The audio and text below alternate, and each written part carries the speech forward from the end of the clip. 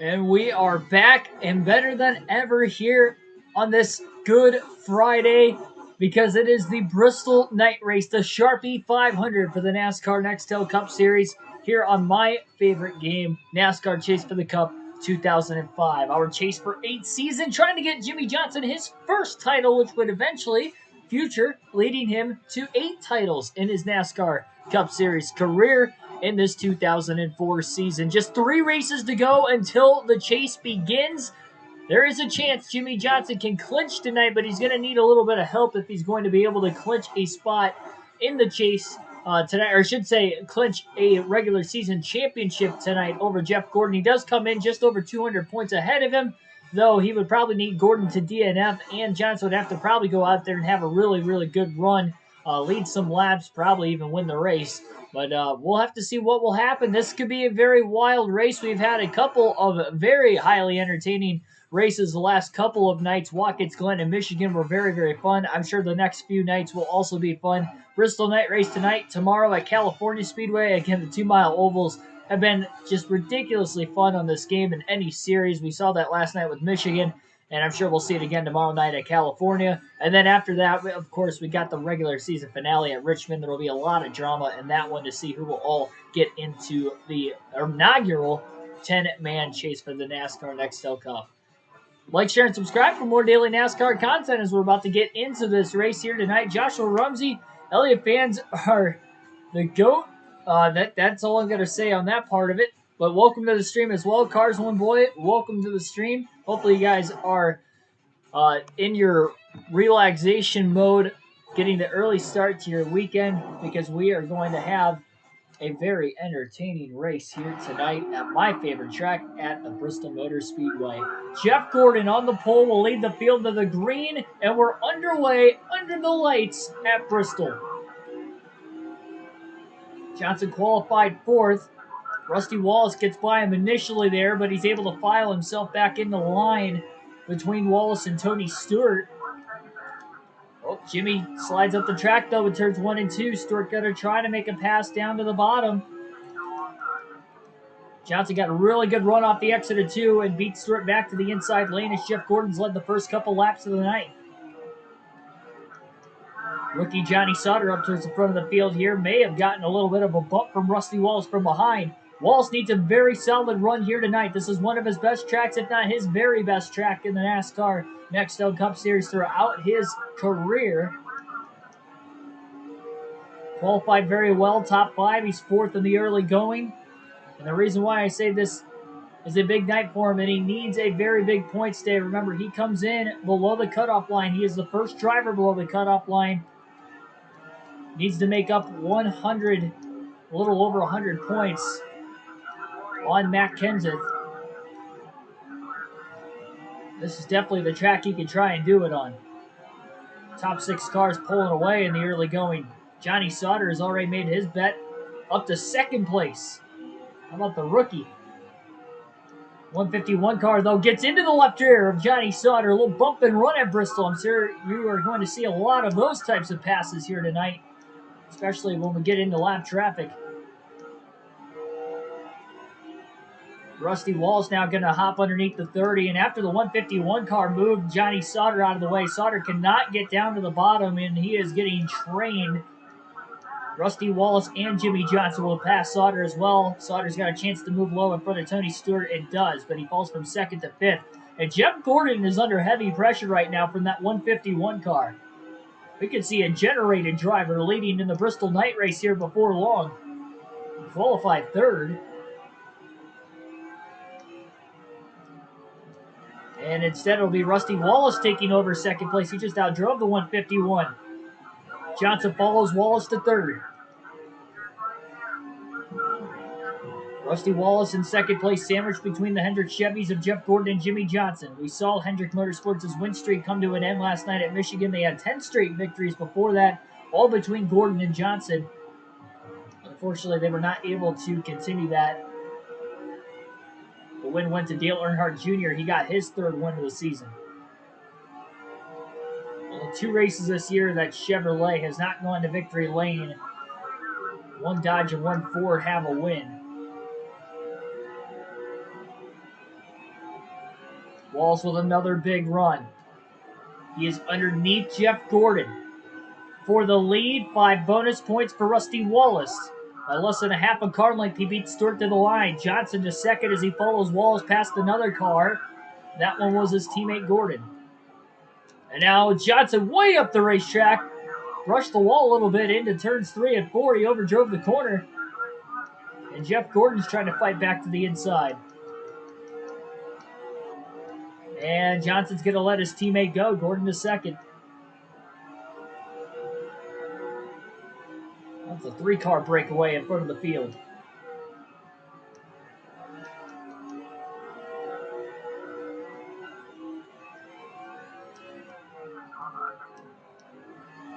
Johnson gets right back around his teammate.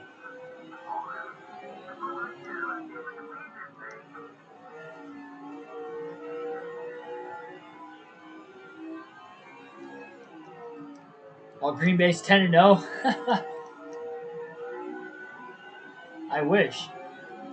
Unfortunately, we lost the first game of the season. In real life.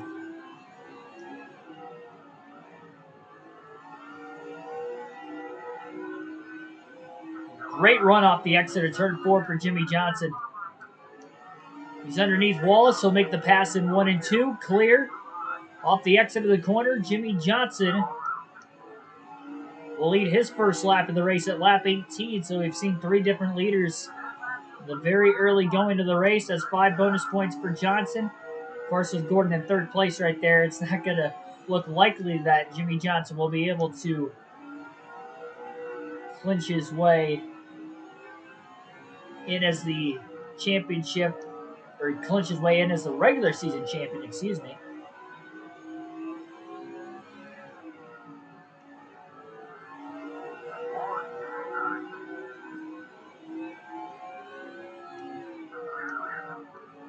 Oh, Rusty Wallace gets into the left rear of Jimmy Johnson, trying to throw the old bump and run on him.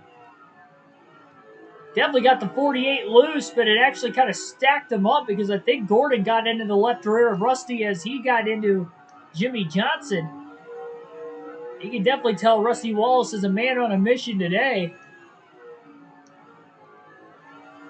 And Gordon just put the bumper down to Wallace, said, hey, that's my teammate up there. Rusty Wallace has to be careful of that very early in this race. It could come back to bite him, and he does not need anything like that to happen. Gordon is up to second, and now Hendrick Motorsports runs 1-2 for the first time tonight. Mercury, welcome to the stream.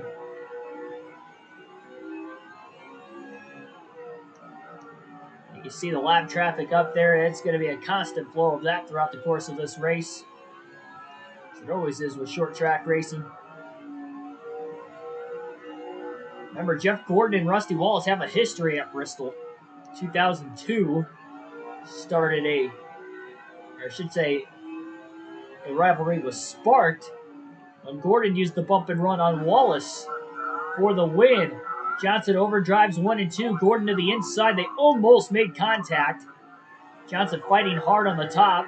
Files himself in line quickly. Great crossover now to the inside of Gordon. Passes him right back.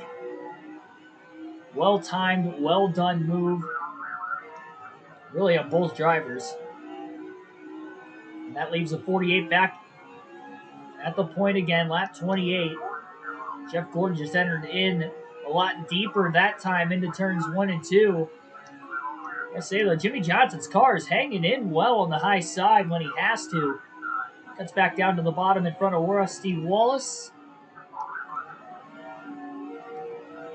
Which one of these 3 drivers is going to get through the lap traffic the best here in the opening 100 laps of the race?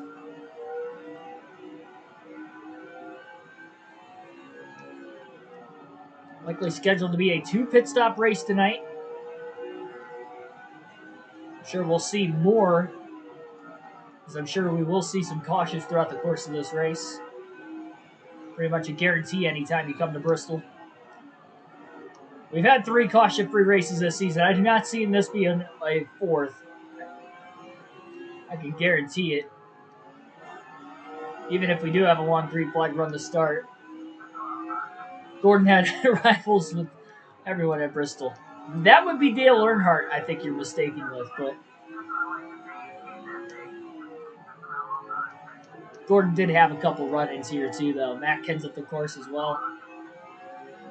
They're all about this time period in NASCAR, right around 2002, 2003, 2004, 05, kind of like in that stretch.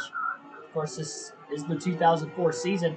Rusty Wallace kind of falling behind a little bit over the last couple laps as Gordon and Johnson are getting away. Rusty still in third for now. Hopefully he didn't use up his tires too early into the run. He needs a solid finish. Whatever happens, it is a must to stay on the lead lap. Got to be conservative with the position you're in, but you also have to attack. And it's knowing when to attack.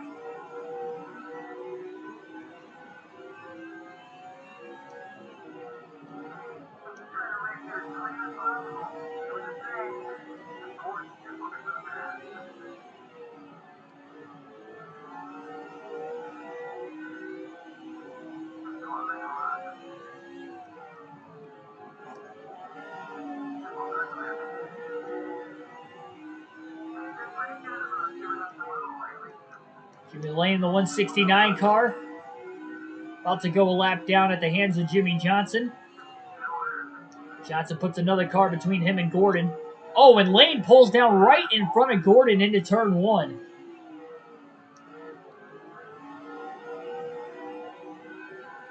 And Lane is still holding up Gordon into 3 and 4. Remember, this Bristol was primarily a one-groove racetrack. That's why everybody's pretty much fighting for the bottom right now. Not really a second groove like you'd see in today's Bristol Motor Speedway. Billy Kramer, welcome into the stream.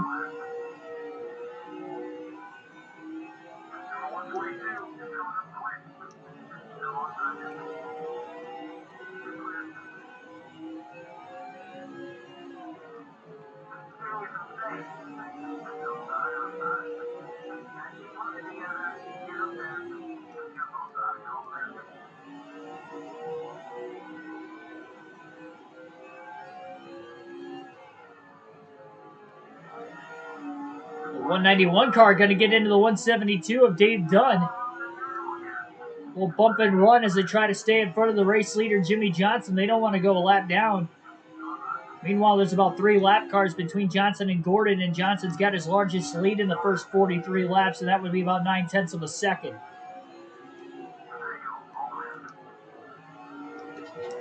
Bo Banks in the 191 car, by the way. He just made a pass on Ricky Craven as well. Johnson able to follow Banks' line to the inside to get around some of these lap cars like Craven that time through 1 and 2.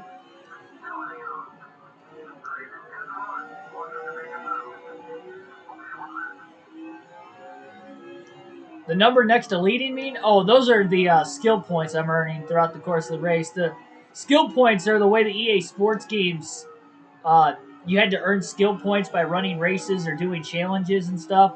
If you're leading, you get skill points. Anyway, that unlocks paint schemes, the fantasy tracks, the ability to race as the generated drivers and all that. So all that gets unlocked. Sponsors for career mode.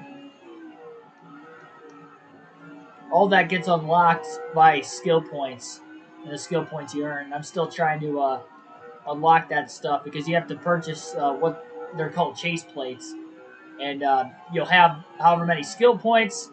You'll go and you'll purchase, whatever for like 5,000 skill points. You can purchase like the Talladega Infield Road Course or something like that. So kind of a neat way of unlocking stuff in these older EA Sports NASCAR games. So I'm still in the process of trying to get as many skill points as I can because I want to be able to run the fantasy tracks for a custom schedule season for Season 2 on this game. I haven't unlocked them all yet. I think I still got like 4 or 5 to unlock, but I got 13 races. I should be able to get enough points. Probably within the next handful of races, I should be able to get them. Favorite Bristol rivalry is Busch versus Edwards. There you go. I think my favorite has to be Harvick and Elliott, only because I was there. That is the only reason. Only because I was there to see it in person. That was the only NASCAR altercation I think I've seen in person. I don't think I've seen like a fight or anything of that nature. That was about as close to a fight as I've seen at a racetrack. That was awesome that night.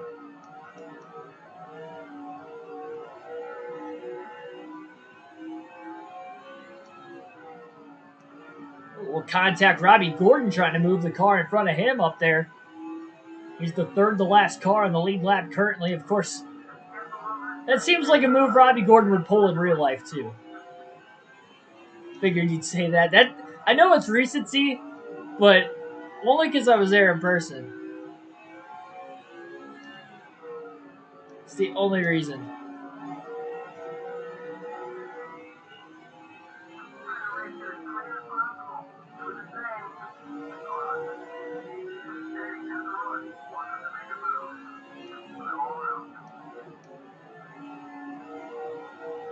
Yeah, Stewart and Kenseth is probably my second favorite. That was just a one race deal, though. That didn't like carry over into anything else between those two. Well, I guess it was kind of like a long storied rivalry between the two of them. They kind of had their run-ins here and there. Tony always seemed to be the antagonist in all of it, but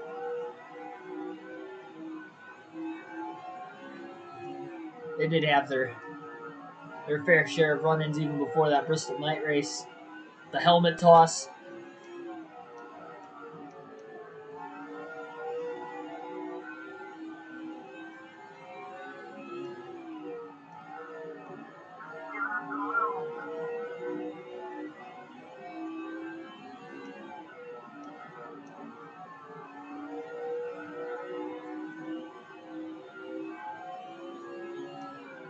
"60 laps in the books. Jimmy Johnson's led the most up to this point. His largest lead of the race is currently 1.2 seconds, which is about the gap he's got over teammate Jeff Gordon right now, assuming Gordon is still the second place driver.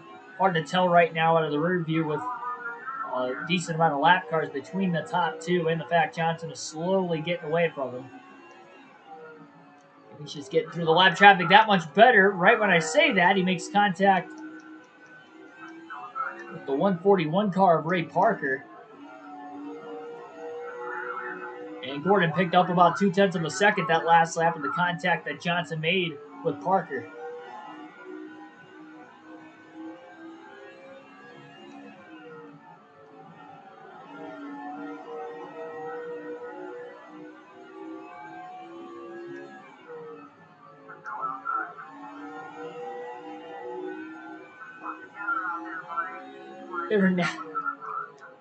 Oh no!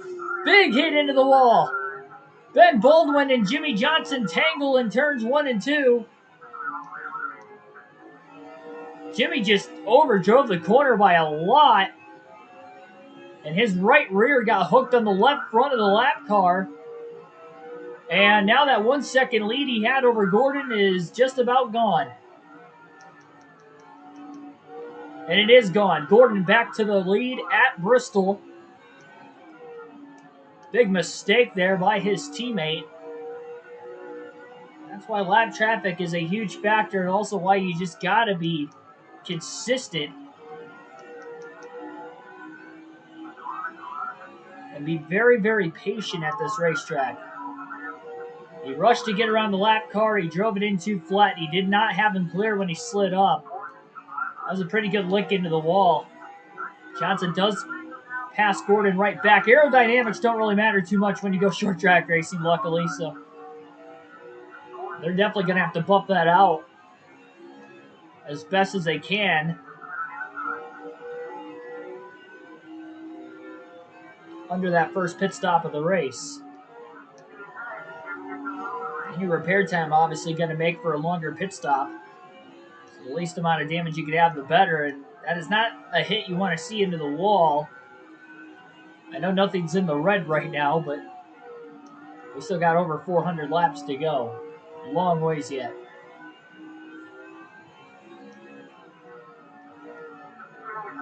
More contact up ahead. Scott Wimmer, the rookie, putting the bumper to the multi-time Daytona 500 and Series veteran Sterling Marlin.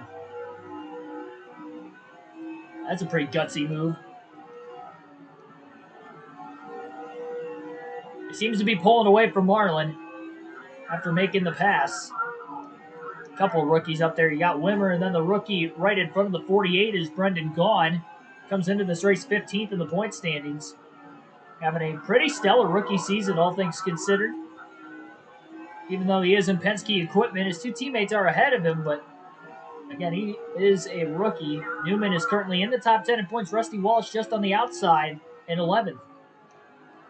Johnson underneath Brendan Gaughan. Gaughan about to go a lap down. Gordon back within striking distance again.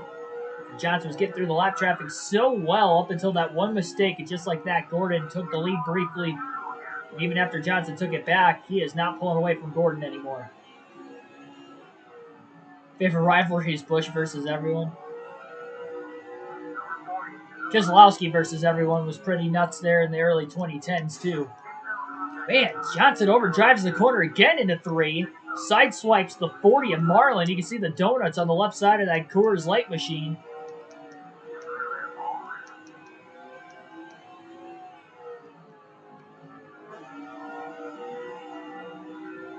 Johnson's banging up the right side of that race car.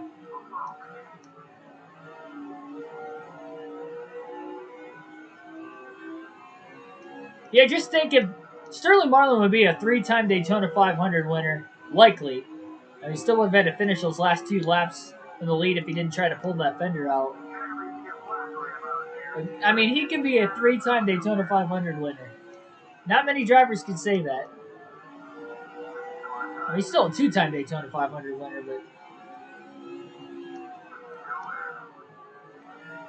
Gordon drove it in pretty deep. He had half the car on the apron on corner entry into turn 1, but he does clear his teammate Johnson off the exit of turn 2.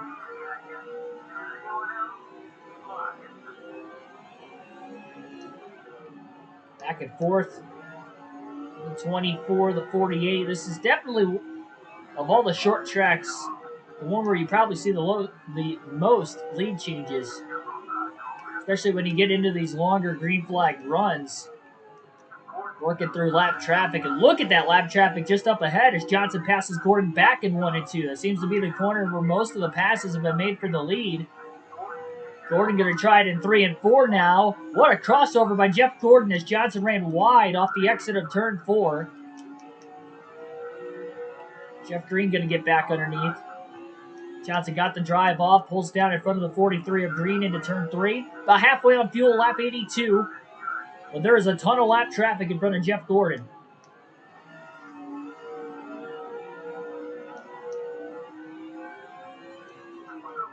Johnson to the inside of Gordon.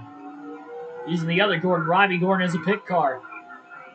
A lot of the lap cars look like they're running that middle to upper groove. Well, they were the last corner, not this corner. Robbie Gordon did, though, so Johnson was able to pass him in 1 and 2. Oh, contact up ahead. Johnson checks up a little bit in the middle of 3 and 4. Gordon closes. And that stack up in front of him, Jimmy didn't want to run into the back of Scott Wimmer, and here comes Gordon on the attack now.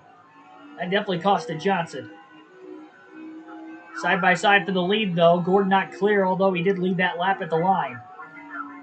Will he clear him off turn 2? Oh, he thought about it, and he might have been clear. Johnson hanging on, though, even though he got really loose into turn 3. Now Gordon's clear.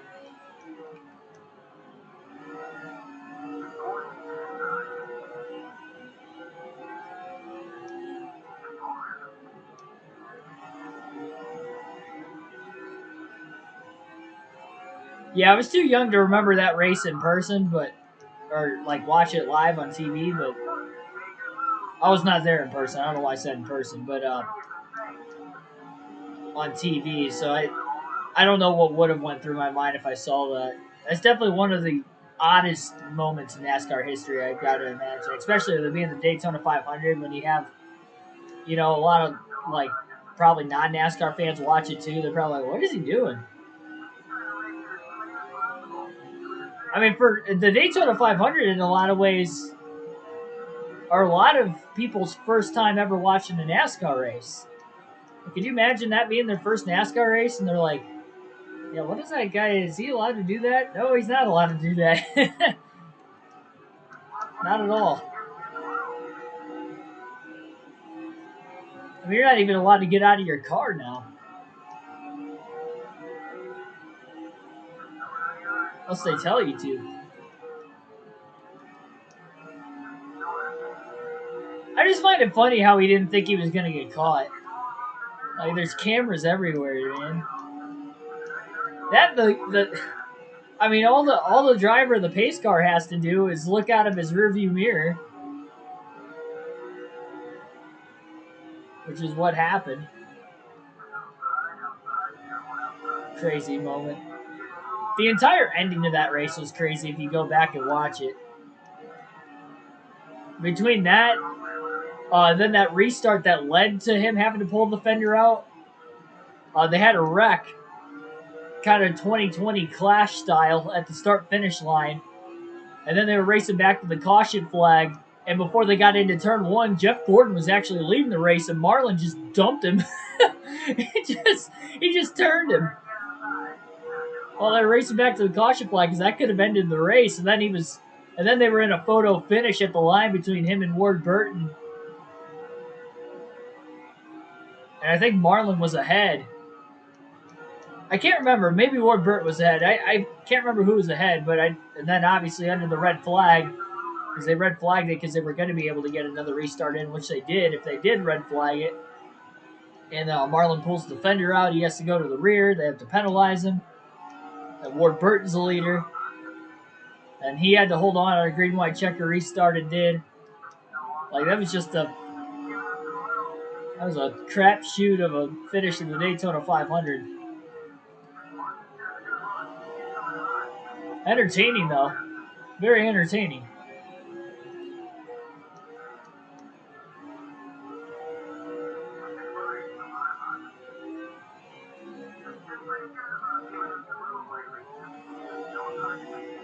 Kenseth Locano favor Martinsville rivalry. Oh, big old bump and run there by Mark Martin. Really crunched the left rear of Jamie McMurray's car out of the way. That'll move Martin into the free pass position. 100 laps complete out of 500 here tonight in the Sharpie 500 Bristol night race. Jimmy Johnson back to about an 0.8 of a second lead over Gordon. Just kind of fluctuating back and forth. Sometimes Gordon's struggling with the lap traffic as he is right now, and then sometimes Johnson has as well. About 50 to 60 laps away from seeing green flag pit stops. And our first stops of the night. Tristan Games, welcome to the stream. Long time no see, my man. I do remember you. One of the originals. Welcome back. And thanks for that comment on the 1,000 subs. I appreciate it. Oh, 151 car got the wall off the exit of turn 2. Jimmy Johnson kind of got a little tight. He kept it off of him, but wasn't a lot of room for the 151 car, and he kind of pancakes the wall. Made for an easy clearance there for Johnson off the exit of turn 2. Oof. He let Lonnie McKinney in. He lifted quite a bit in the middle of 3 and 4 as McKinney moved down. He's trying to get around Sauter. Sauter was up in second place the opening couple laps of the race after qualifying in the second place position, in fact, as well. But he's about to go a lap down. Off turn 4, Johnson looking underneath and into 1. Sauter blocks Johnson, but it was not clean. Jimmy was there. Sauter just kept pulling down, pulled right into him, and that contact stalled out the 48 car, and here comes Gordon again. Lap traffic has been very desperate at times in the early going of this race. We're really trying to make every lap count. Sauter hoping for a quick caution while he's the last car in the lead lap. Maybe hoping the 24 and the 48 race each other enough that he's able to stay in front, but I don't think Sauter's got the car anyway. Haven't really seen anybody else enter the battle for the lead other than the 48 and the 24. Rusty Wallace was in it there for a little bit, but then he's kind of lost ground in lap traffic. No real sign of where exactly he is at, if he's even in third place still.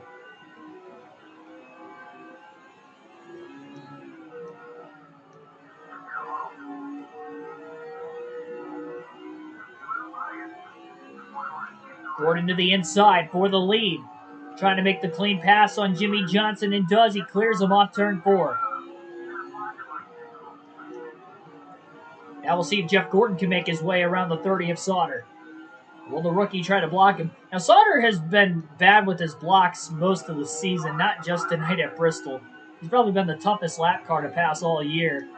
Not the best thing to say if you are a rookie in the Cup Series, but like Sauter is, I wouldn't say he's earning those rookie stripes this season. Johnson underneath Gordon off the exit of turn 4. 24 and the 48 have raced each other clean back and forth, though. Johnson clears Gordon off turn 2.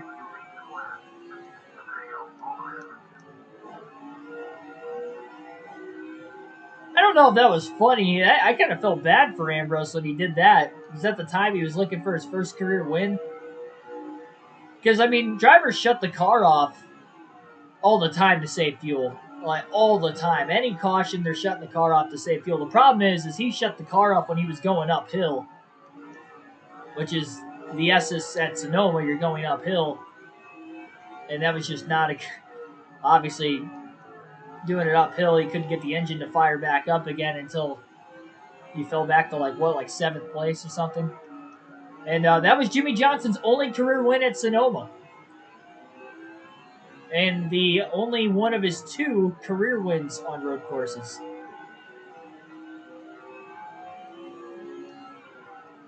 Kind of got handed that one.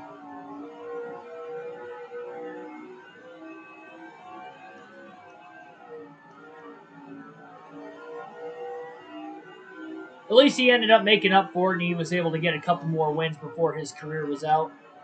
Sport of NASCAR. That would have stunk if he never won a race in his Cup Series career, and that was like his best chance. That would have been pretty brutal. That would have been like a Matt DiBenedetto way of trying to lose a race. He's had some pretty brutal losses. Not like that, but oh my goodness. I saw that coming the whole way. Johnson entered right into the corner flat again. Makes contact with the 142 car. He's just starting to pull Gordon again, and just like that, Jeff Gordon closes the gap. Then a couple car lengths. Johnson still can't clear the 142 off turn 4. Now he clears them in 1 and 2. Thanks, Marcos. Sincerely, Jimmy. Yeah, that's in his home state, too. Now, he's won in his home state of California multiple times, but not at Auto Club, but that's his only win at Sonoma. Quarter tank of fuel left for the 48 of Jimmy Johnson.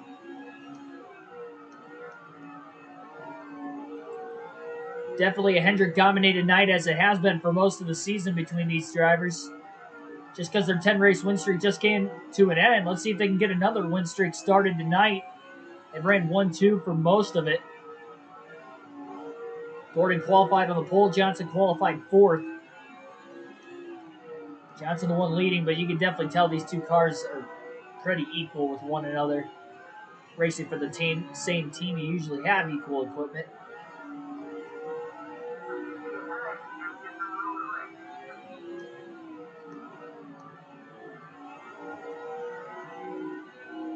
Brian Vickers is just blowing an engine on the inside of the racetrack for Hendrick Motorsports. Tough break for the rookie Vickers. And his Bristol night race will come to an end very early, not even making it to the first pit stop. And he'll be the first driver to have an engine failure in this race. So unfortunately, it looks like Vickers is going to end up with a last place finish if he can't get that car back out on the racetrack. Johnson squeezes underneath Ricky Rudd. Little contact with John Wood. Could have been worse. A little bump and run. That was a gradual bump. What's the most awkward thing I've seen in a NASCAR race? Well, in person, it was the Indy Road Course this year. Because I didn't know what was going on until like they showed the curb on the Jumbotron and the curb came apart. Because I thought there was oil on the track. I mean, you just like, you see him, like there was a spin the lap before and I thought somebody put oil down from that spin. And then they just go back through it again and everybody just starts wrecking. I'm like, what is going on? And you can faintly hear me on the race highlight video that I had because I picked it up on camera when that happened. And I was like, there's oil. I was like, I think there's oil on the track. I was like so concerned. I think I was kind of concerned because Joey hit hard too in that crash, but I was like, I think there's oil. And then they showed the curb on the camera too. I was like, oh, the curb came apart. That's the craziest thing I've seen in person as far as just like, you know, like awkwardness, I guess. Kyle Larson blowing a tire on the last lap at Pocono was pretty crazy too. I think it. You know what? Now that I think about it, I don't know what's crazier. I'd say awkward because you said awkward. I'd go with the Indy Road Course situation, but crazy, like absolutely, just like, you know what happened, but in a good way, I guess, or somewhat good way. I mean, you hate to see a driver lose a race like that, but it's like, you know, what a crazy finish would probably be that Pocono finish where Larson blew the tire in the last lap in the last corner. And Bowman went on to win. I've seen Bowman win 3 of his 5 career races, so I think I'm his good luck charm.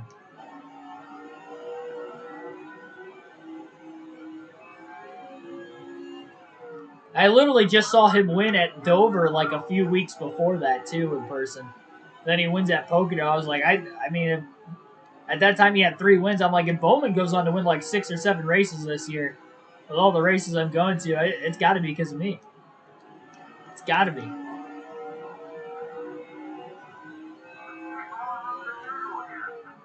Yeah, I get. Yeah, that's true. That is very true. The jet dryer catching on fire in the Daytona 500 was a a spectacle for all the wrong reasons, I guess. Poor Montoya. I'm glad everybody was all right in that. Oh my goodness, that is the second time Johnson has overdrove the corner into Ray Parker specifically. Jimmy still has the lead. Gordon has closed to the back bumper of the 48 again.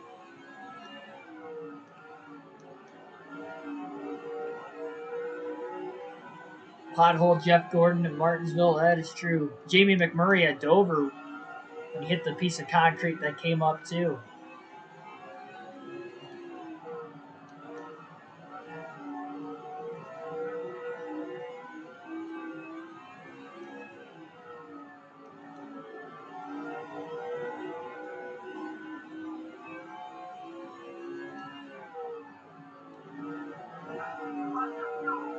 Eighth of a tank of gas left. Like to not short pit as much as you possibly can at this racetrack, just in case a caution comes out in the middle of a green flag run. Remember, that has happened for Johnson on short tracks this season. At Richmond, it happened twice, and it also happened at Dover once, where he stayed out longer than anybody else. Caution came out in the middle of the green flag run, in the middle of green flag pit stops, and he benefited from it. Lapping majority, or in Richmond's case, the entire field. Pretty much gave him the easy win at Richmond. He still had to fight Tony Stewart off at Dover. Contact with Ricky Craven.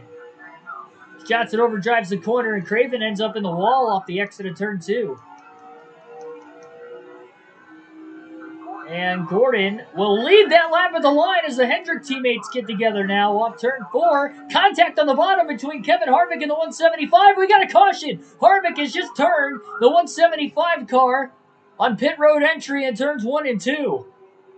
I was seeing that develop as it happened. I think Harvick was trying to come out of his pit lane as the 175 was trying to come in, and he just kind of hooked him. Nowhere to go. And as they come to a stop, right in the middle of green flag stops, again we see a caution here at the Bristol Motor Speedway. So all those drivers who have not pit yet will pit now. That's going to trap a couple drivers that were on the lead lap originally, now a lap down. Simultaneously, when that happened, Jeff Gordon and Jimmy Johnson made contact, and Gordon had the lead by about a half a car length when the caution waved. So our first pit stop of the day will be under the caution flag conditions, at least for Jimmy Johnson's sake.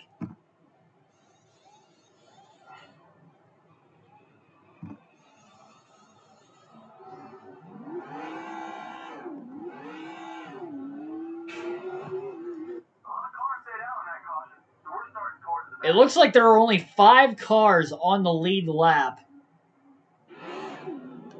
because of that caution flag coming out when it did. Green flag back in the air. And Rusty Wallace is in the lead. And Matt Kenseth is nowhere to be found. He's one of the drivers a lap down. This is big for Matt Kenseth. A little contact up there. Gordon trying to force his way back down to the bottom in front of a lap car, and he kind of chopped him off. Johnson able to get to the bottom finally as well. And Rusty Wallace still hung up on the outside. Johnson takes it 3 wide underneath the 151 and the 88 of Dale Jarrett. It's going to get dicey off the exit of turn 4. What a 3 wide pass for Jimmy Johnson. Michael Turner, welcome to the stream. Short track racing indeed. But Jeff Gordon back in the lead on the restart. Johnson lost a couple spots on pit road. Not a great stop by his crew. Of course, they had to buff out some of those scratches he had from earlier in the race. Wallace in second, though, right behind Gordon. A little contact between Johnson and Kane getting into 3.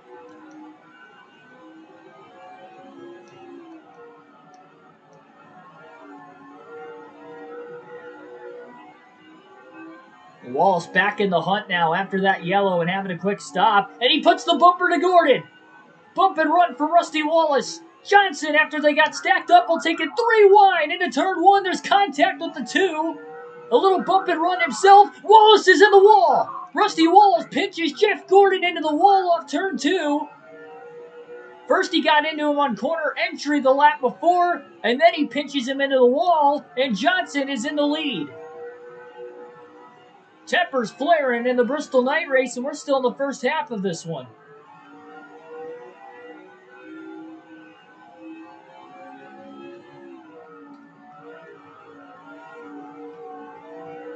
The action was picking up right before the caution and now after the yellow. Even though there's 5 cars on the lead lap, they're fighting hard, and Rusty Wallace has probably been the most aggressive driver of the night so far. Trying to get all the spots he can, but he's got to risk not wrecking that race car, knowing he could salvage a top 5 as long as the cautions may play out his way the rest of the night like they did with the first one.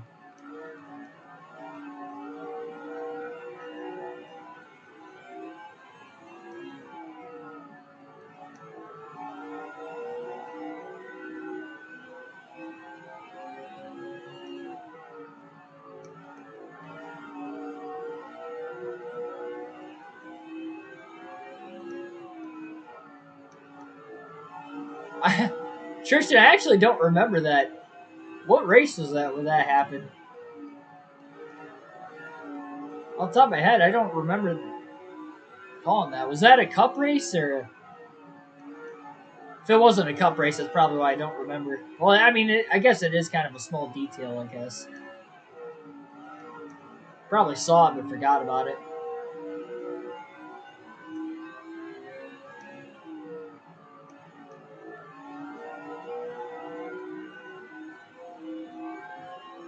I'm not sure if Tony Stewart's on the lead lap or not. If he is, then Rusty Wallace will be back at 4th. If not, Stewart would be the first driver lap down in 6th. He's trying to get around Jeff Gordon. Gordon trying to close in on the 48. How much damage, though, does the 24 have after getting pinched into the wall by Rusty Wallace? I just went to show 3 wide at Bristol. Just does not work.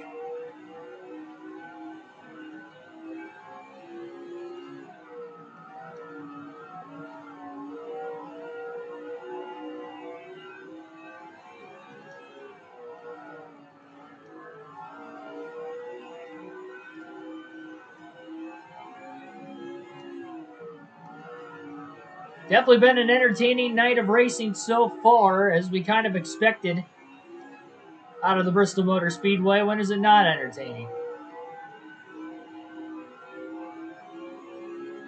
NASCAR made a book. Oh, so what was it recently then? Yeah, I don't remember seeing that.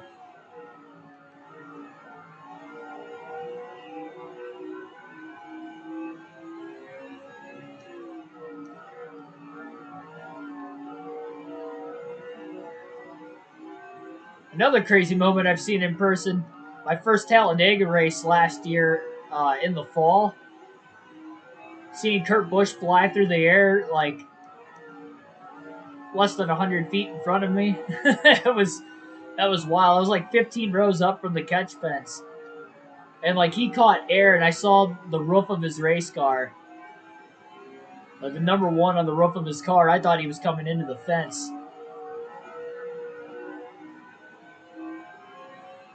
And then as soon as they blow by, there's like nothing but smoke, so you couldn't really see. I thought he was tumbling.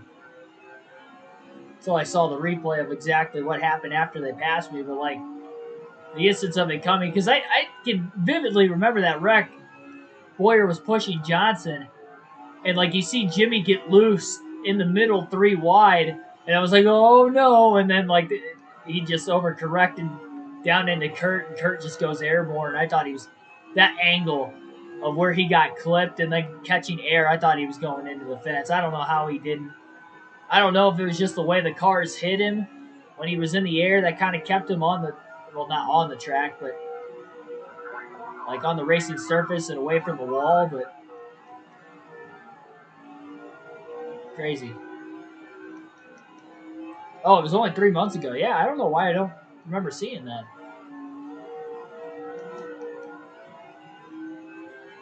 Johnson made a tiny mistake running a little wide off the exit of turn 4. Yeah, the 07 500. That was just a crazy finish.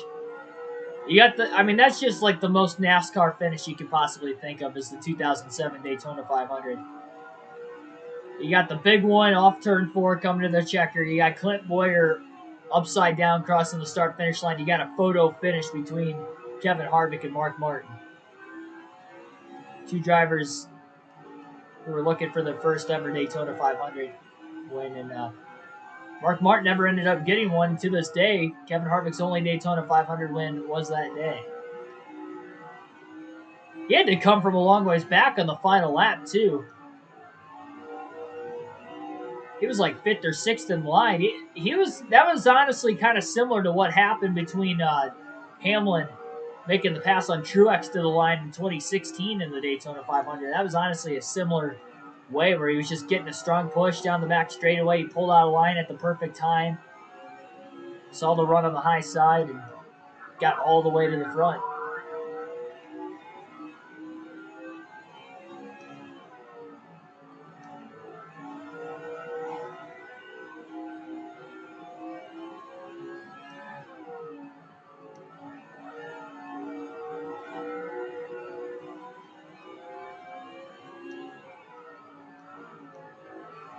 Oh, contact between Jeff Gordon and Tony Stewart. It looked like Gordon actually came down on the 20 of Stewart that time. I don't think he realized he was underneath him, but he was definitely there.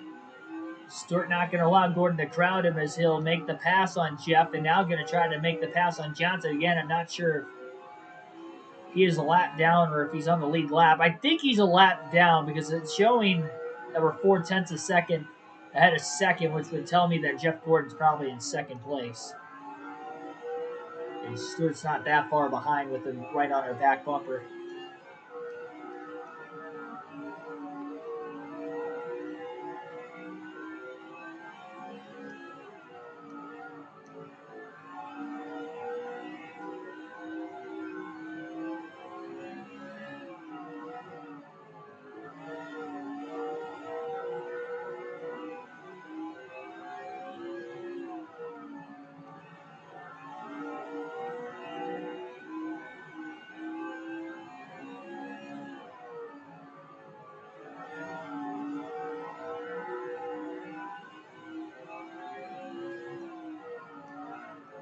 Tony Stewart trying to get back on the lead lap. Gordon trying to get back towards the lead. Stewart with a block off the exit of turn 4. Trying to keep that 24 car behind him. Johnson slowly pulling away from him, but there is about to be some heavy lap traffic coming up in the next handful of laps. Could end up changing the race leader very shortly as well. Dale Earnhardt Jr. is up to 3rd place. I know he's definitely on the lead lap. I remember him restarting in 5th on that last restart. Xfinity race at Bristol last month. Oh, that was at Bristol? I didn't even see it. Oh, I know what you're talking about now. It was when he went to pick the gas can up, wasn't it? When the gas can got drug up onto the racetrack? I remember it. I know what you're talking about now. When you were explaining it, I was thinking it was like on pit road somewhere. But now that you mentioned it was at Bristol, I know exactly what you're talking about now. I forgot about that. I don't think that's like... I guess that is an awkward moment for that guy. Poor guy. I didn't see him slip, though, like, in person. Like, I just remember him picking up the fuel. I didn't see him slip, but I saw the video of it later that night when I got home. I just saw the fuel. I was like, oh, man, now we're going to have a red flag. I can't remember who brought the fuel onto the racetrack.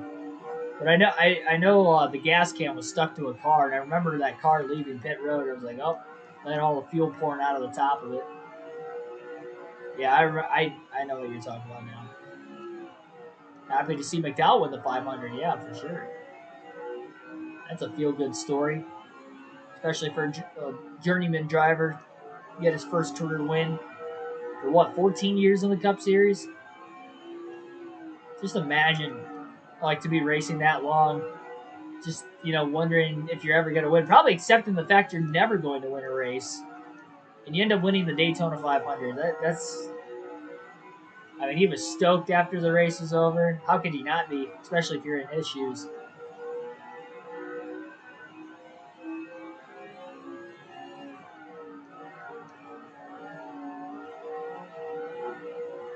Oh, Tony Stewart has just blown an engine. That's tough. I know he was a lap down, but he was in 6th place. First driver lap down. Well, now he's blown an engine, and that's going to be a big hit for Stewart in the points. Only 2 races to go till the chase after this. He was sitting just outside the top 5. He'll still be in the top 10, but he better be on his best behavior at California tomorrow night as well as at Richmond on Sunday afternoon if he's going to want to make it to the inaugural chase.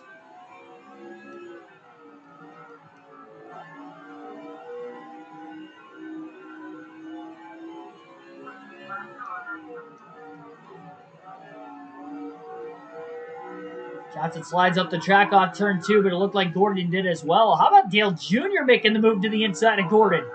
Gordon slipped up enough off the exit of 2. Jr. sends it into 3 and 4. 300 laps to go, 200 in the books now in the Bristol night race.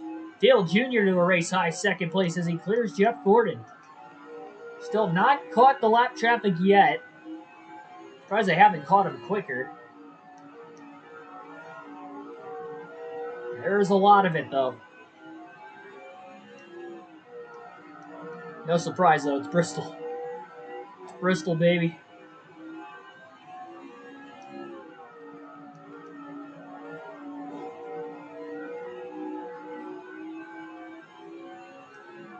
So one of the potential chase drivers have already blown a motor. Drama in this crown jewel race.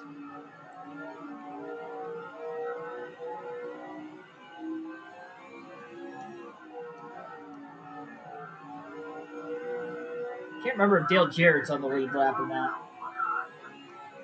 He's caught up to the back of Jeff Gordon now all of a sudden. Junior hasn't quite got the corner exit speed to be able to make a good look at Jimmy Johnson yet.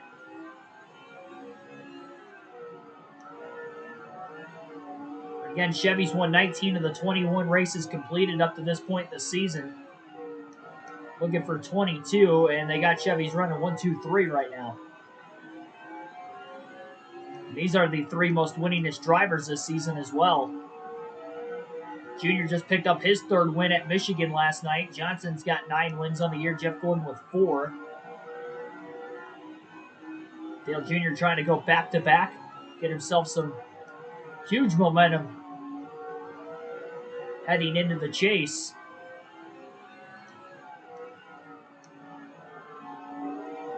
Remember, this is the only season with the chase on this game because our custom schedule season, it is going to be a season-long points format.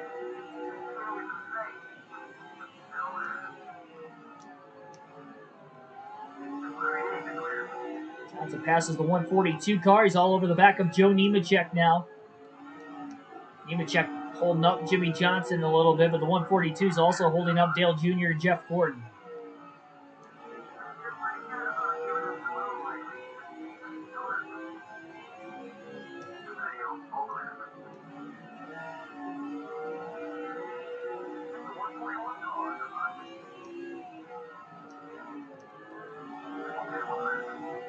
Johnson did not make contact with Ray Parker that time around. Hopefully he doesn't make contact with Sterling Marlin this time around either.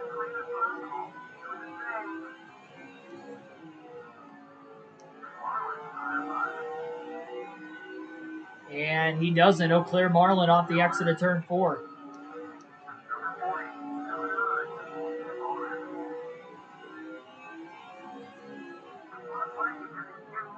Johnson overruns the corner into the 112. Sorry, the 172. Dave Dunn. Marlin's going to cross the 48 back over. Dunn back to the inside of Jimmy Johnson now. Johnson slipped away to a 9/10 of a second lead until overrunning the corner. He's done that a handful of times already tonight where he's clipped the car. All but once he's kept it off the wall at least when he does that, but it slows him down so much and it takes a lot of brake bias just to keep the car off the wall and get the car off of the driver on the outside. Just get stuck like glue when you get clipped in that area of the race car. Pass was done cleanly that time. Gordon rolling around the bottom. The 40 of Marlin just pulled down right in front of him off the exit of 4. They have checked up the 24 car. Gordon almost gets into Marlin that time. Into 1 and 2. Now he's underneath Marlin.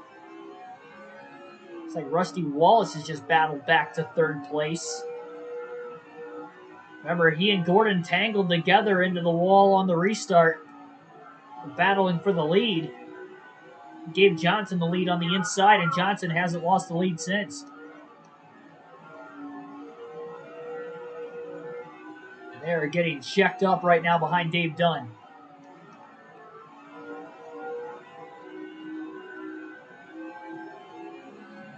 I'd say Chastain and Bowman have similar stories. The difference with McDowell is that he's been around a lot longer than those other two. Those other two have been around for 5, 6, 7 years at the most, at the very most.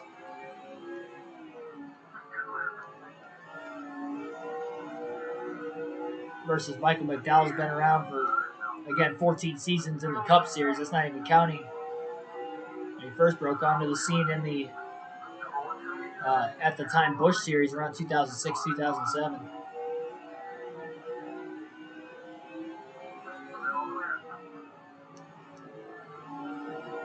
Johnson to a 1-second lead. Largest lead of the night for any driver was for Jimmy Johnson when he had a 1.2-second lead during the opening fuel run of the race in the first 100 laps, or lap traffic. And his struggles to get through lap traffic allowed for other drivers to kind of close back in on him again.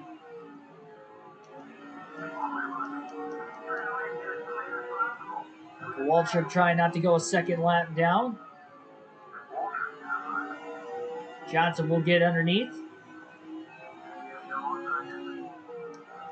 He'll clear Waltrip into turns 1 and 2.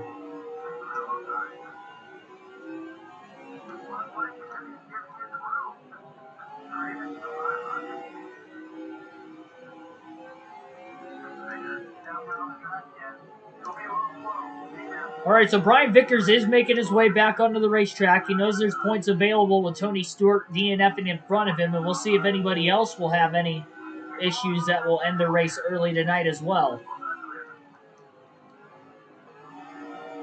I'd assume that Kevin Harvick and Greg Quick, the two drivers who were involved in that last caution, remain in this race. The only caution of the night up to this point is we're almost halfway home. And I think I can bet on the fact that it will not be the last. Still one pit stop yet to the end of the race as well. Maybe two. The caution came out a little earlier than what Johnson was intending to pit.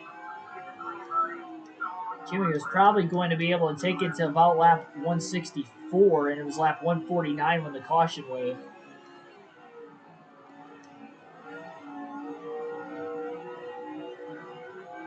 Went green at lap 152.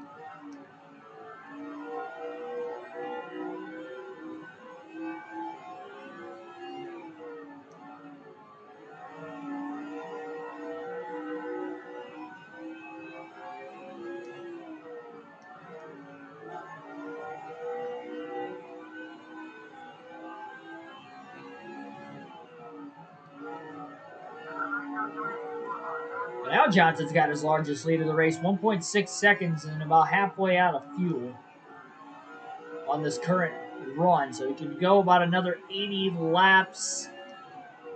Probably going to be 20 to 30 laps short of being able to make it on just one more stop. So, I mean, having to pit about 15 laps early because of the caution might have affected that. Otherwise, it may have been a fuel mileage race. I mean, let's be honest, though, it wasn't going to go caution-free at Bristol. And it didn't.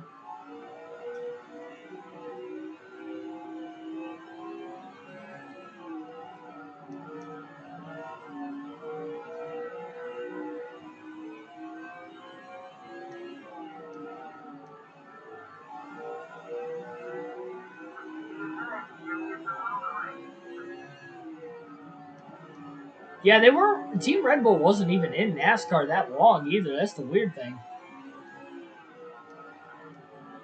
Kind of came out of nowhere with Toyota coming in with the new manufacturer. They were around for a very brief time period in NASCAR, and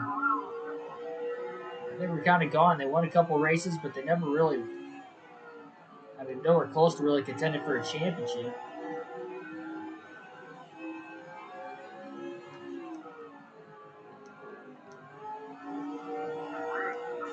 Johnson into Riggs.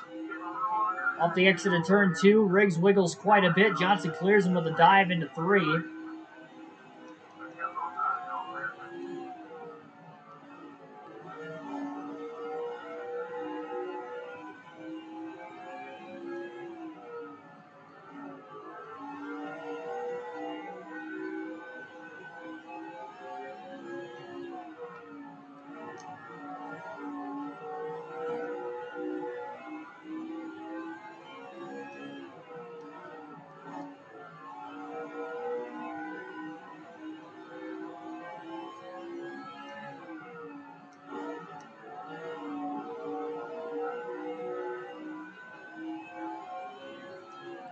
Almost halfway, 10 laps away from the cross flags mark.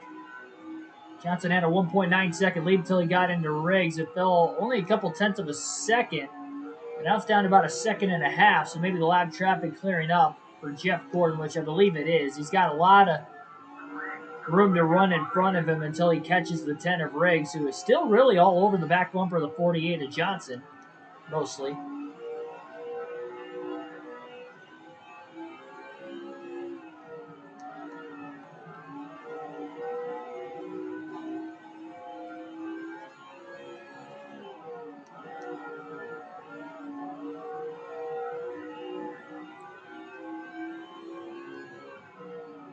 I mean, they were the only one with wins with Red Bull and without Red Bull that raced for Red Bull, too. So, I mean, they were talented enough drivers to be able to do it.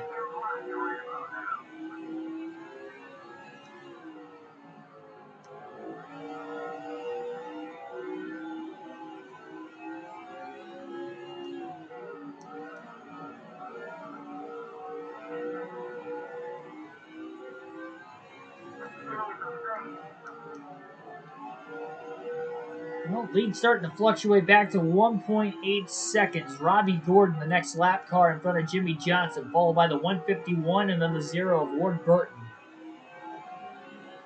So likely looking at a two-stop race still to the end. And maybe more depending on cautions. We've only had one up to this point.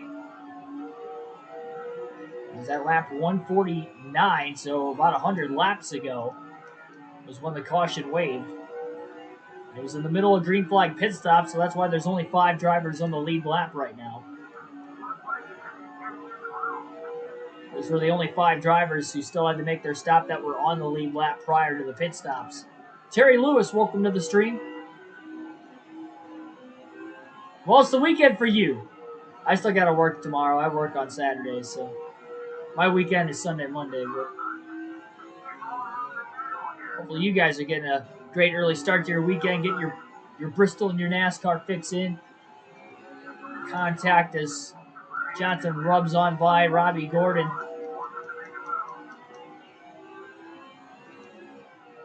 Don't want to take him off. Bristol, baby, indeed. I don't think we've seen Terry Labonte all night until just now. Now, our crew chief said that Vickers was going to head back onto the racetrack. He is not on the track yet. He is, or at least we haven't seen him on the track. I'll tell you what, there's already a lot of movie chicanes at Bristol as it is. Last thing you want to see is an even slower car coming out of the garage onto the racetrack here. That's going to be a pain. That, I can almost guarantee, will probably cause accidents. I said that about a couple other tracks this year where we saw drivers do it, like Rusty Walls. Now, remember, though, Ronnie Reynolds just pinched Jimmy Johnson off. Trying not to lose another lap. He's already a couple laps down, though. They're qualifying third at the beginning of the day. Johnson clears him off turn 2. Next lap car is teammate Terry Labonte now ahead of Jimmy Johnson. Still about a 1.5 race lead.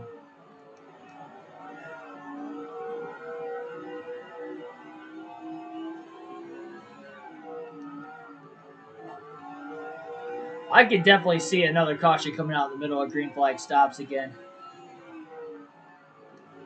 Definitely just going to have to plan on not pitting until we absolutely have to. Labonte and Ward Burton going side by side. Thinking of a nightmare of Bristol becoming a road course. I don't even know how that would work. Like, there's like no way. Unless they like race out of the tunnel in turn 3.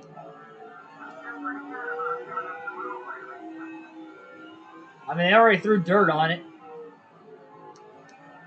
That's probably about as close to a road course as you could get with Bristol.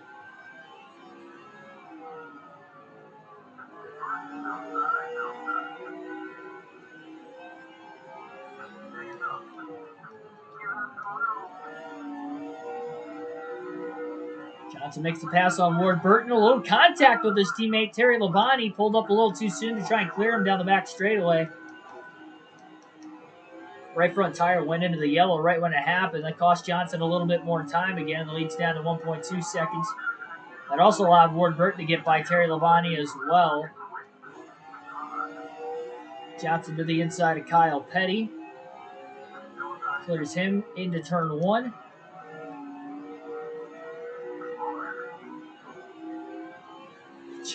Yeah, just the thought of it definitely does seem a little bit horrifying. This is a track I did not want NASCAR to touch. And then they threw dirt on it, but it's not bad. Dirt Bristol's not bad, but I'd rather have regular concrete Bristol for 2 dates if I had the choice.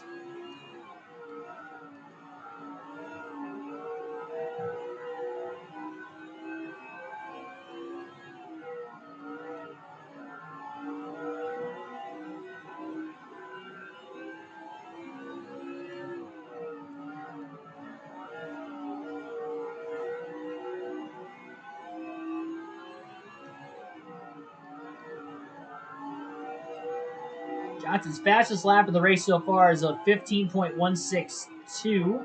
Last lap was a 15.267. I don't think we'll see speeds in the 14-second lap barrier tonight. Guess you never know, though. Now we got 2 more pit stops at least coming up.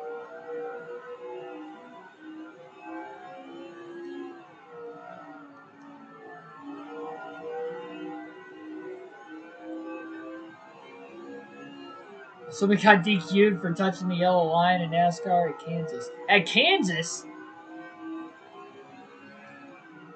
Oh, no.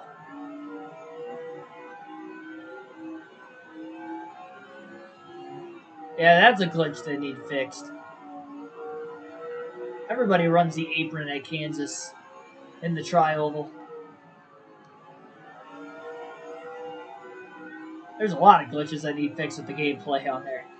I'm excited for it just because it's a new game, get to have new drivers, and I'm curious to see how it is for myself. Because the career mode does look pretty fun. But man, the bugs. That was the problem with NASCAR Heat 5 though, in my opinion. That was the main issue with NASCAR Heat 5 was the bugs. That the game crashed on me all the time. The game never crashed. I don't think it was a bad game, honestly. I don't think it's as bad as people say it was. It was just the game crashing out on me was the big issue. But there are way more bugs from what it seems like in NASCAR 21 outside of the game crashing, which is a problem. Well, I guess the only other issue in NASCAR Heat 5 outside of the game crashing was the Indianapolis road course. Like, that entire racetrack was a debacle. NASCAR Heat 5. But that wasn't originally on NASCAR Heat 5 when the game came out, though. That came as, like, a patch, like, a few months later, so. Big block there by Ricky Rudd. Moved up out of the way, though, off the exit of turn 2. Johnson gets around him into turn 3. Dale Jr. is in second place now. It is no longer Jeff Gordon, and he is running down Jimmy Johnson. He was 1.9 seconds off the lead, and he seems to be getting through the lap traffic a little bit better. And he is down to about 7/10 to about 8/10 of a second off the lead with just over 200 laps to go, so still plenty of time. Bump and run to the left rear of Jeff Green. Oh, contact some more. I don't think Green appreciated the double down on that, but fortunate for him.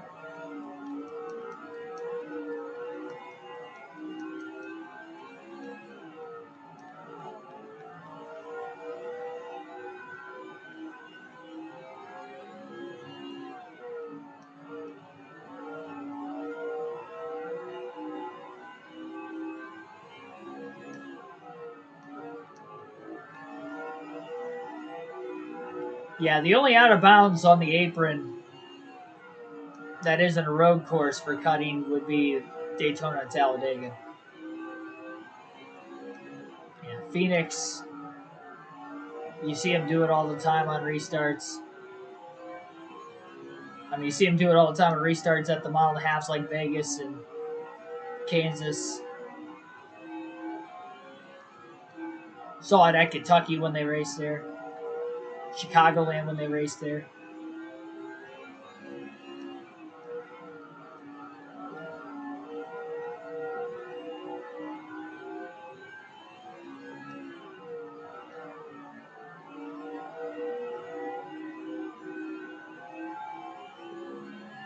I just have that bad feeling that the game's going to screw us out of a championship. I just have that feeling, especially Talladega, likely going to be the championship race for the custom schedule. Hopefully by the time we get to the championship race, though, the game will be patched enough that that wouldn't be an issue. I hope. I mean, by that time, I mean, you're talking like months down the road before we get to the championship race. So, yeah, hopefully it doesn't. Got to get there first, obviously, but I haven't really I don't know exactly how the AI is as far as like difficulty. Like if it's like it seems like they run kind of a set line for the most part. They don't try to block you intentionally, kind of like the NASCAR Heat games. But like on speed, I don't know if like the faster cars how fast they actually are. I'll just have to, wait and find out for myself. So Dale Jr. got to within 6 to 7 tenths of a second. He hasn't really closed in beyond that until this last lap. He was a tenth of a second quicker than Jimmy Johnson. Still one lap car between the top two, though.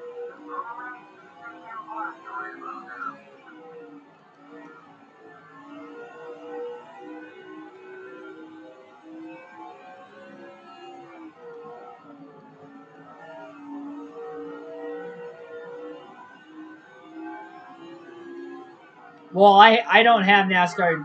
The only people that have NASCAR 21 Ignition are certain NASCAR YouTubers that got an early release to the game.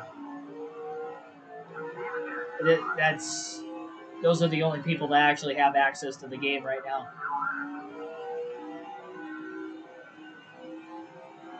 And not all NASCAR YouTubers got it. Obviously, I didn't, but even like much bigger NASCAR YouTubers than me, not all of them got it.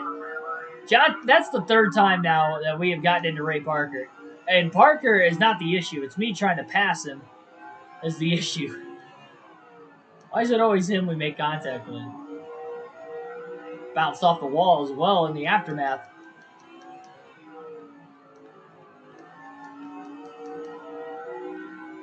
Dale Jr.'s got no lap cars between him and race leader Jimmy Johnson now. Only 4 tenths of a second is the difference. About 2 to 3 car lengths of a gap. So over the course of this fuel run, he has finally ran down the 48.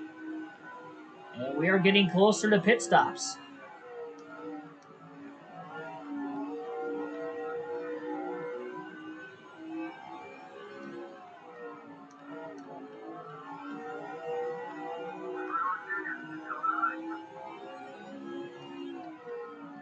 I will say, as far as like my channel though, I feel like it really hurts my channel not having NASCAR 21 Ignition. Like I can't play it right now. And there's other NASCAR YouTubers I can. I feel like a lot of people are watching their stuff over mine. Which I completely understand. But kind of sucks that I was, an odd man out. Obviously, they don't even know who I am right now. Well, I mean, they like some of them know who I am, but they don't know that I have like a YouTube channel. Like Danny B and Winbound know who I am, but I don't. I didn't tell him I had a YouTube channel when I was talking to him at Indy or Nashville earlier this season. So green flag pit stops are going on as we speak. Dale Jr. is already pit. Again, we know Jimmy Johnson's going to stay out as long as he possibly can. He's going to have less than 200 laps to go by the time he comes out of the pit lane. Bobby Labonte, Dale Jr. just made their way out. Rusty Wallace making his way off of pit road right now. Johnson's got about a 9.5 second lead over second place. Ryan Newman coming out of the pits almost got sideswiped by Dave Dunn. That was a close call. Dunn making his way onto pit road. And Johnson's got a 1-lap lead on the field, so he's the last lead lap car on the racetrack. Every other lead lap car has already made their green flag stop. And again, Johnson will stay out as long as he can. It's going to cost him a lot of time, though. Over 100 lap older tires, but if we get a caution and trapping the field an entire lap down, that is going to be huge as far as Johnson possibly going to victory lane.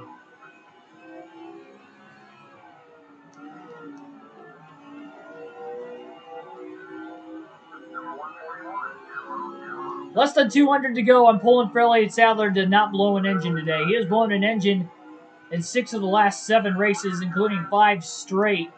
Not coming into this race 5 straight, but 5 straight within that stretch of 7 races. He's likely not going to make it into the chase now, but he's not mathematically out of it, though, either. McKenzie's not running too great tonight, and he is the cutoff driver right now. Saw some contact between Ricky Craven and the 172 there of Dunn. right in front of both Sadler and Gordon. Johnson will pit at lap 306 this time by. 195 laps to go as Jimmy will make his pit stop this time by. His pit stop is on the front stretch as we saw earlier. His first stop was under caution, though this is his first green flag stop of the day. No adjustments for the 48 car. 70 miles an hour is the pit road speed limit as he easily gets there on time.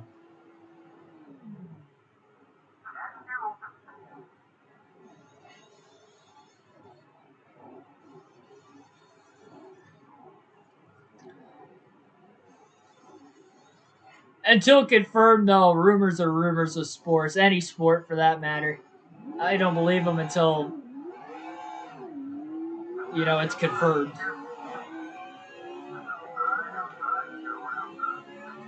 Oh, wow, Johnson getting loose on cold tires. Man, he just came out of the pits 3 wide.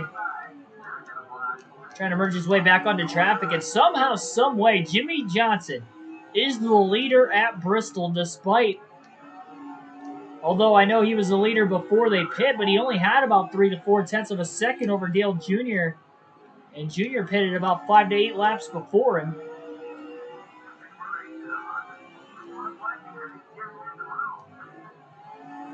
Jeff Gordon's actually in second place now as well. Dale Jr. must have gotten caught up in heavy lap traffic. Either that or a super slow pit stop for his crew. Maybe a combination of both as well. But he is no longer in second, so Hendrick Motorsports back to running 1-2 as they have for most of the day. Not as much in the second half of the race, but really, since that last caution, they haven't done it much. Back at lap 149. It's the longest green flag run of the race of the two. Johnson underneath the 22 of Wimmer, trying to stay there. At least Wimmer's really pitching him down.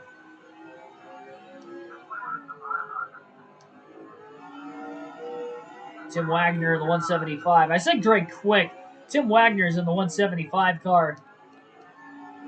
Oh, man, he just drilled Jimmy Johnson right in the middle of turns 1 and 2. I'm not sure what that was all about. Remember, he cut down in front of Kevin Harvick earlier and turned himself trying to get into the pits as Harvick was making his way off of his pit lane. That was the only caution of the race. And he just drilled the race leader for no apparent reason there. Had to have known he was there. Johnson was there for over half a lap.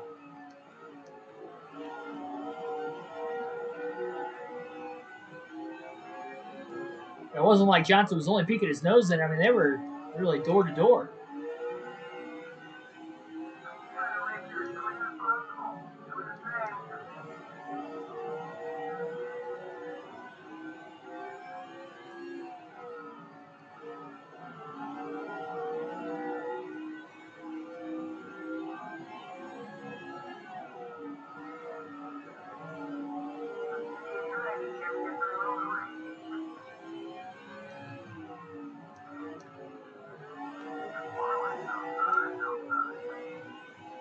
All right, well, the next question down in the chat. We saw him a little bit ago. We know he's still in the race right now. Will Elliott Sadler DNF again tonight at Bristol? DNFs in 6 of the last 7 races, all due to engine failures. And blowing an engine at some point in 6 of those 7 races. And again, 5 in a row within that stretch of 7 races as well. At one point in time. That is our question of the night, or the prediction question of the night, for you guys down in the chat.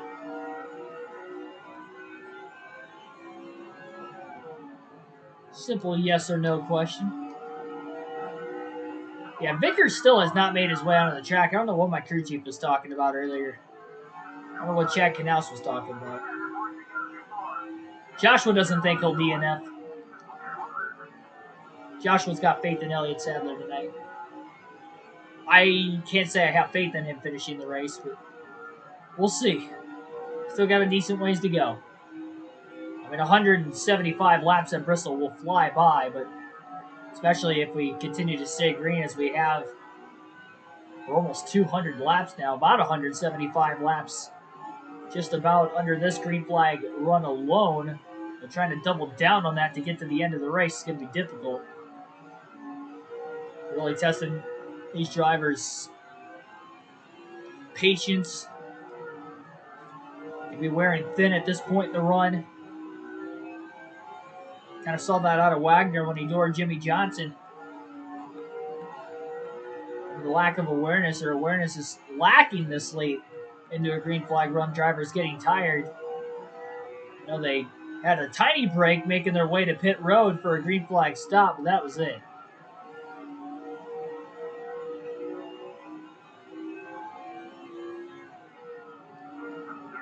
Oh, you said no, meaning you won't finish. Gotcha. I was thinking you were saying like no, meaning you won't blow. No, he won't blow an engine. My bad.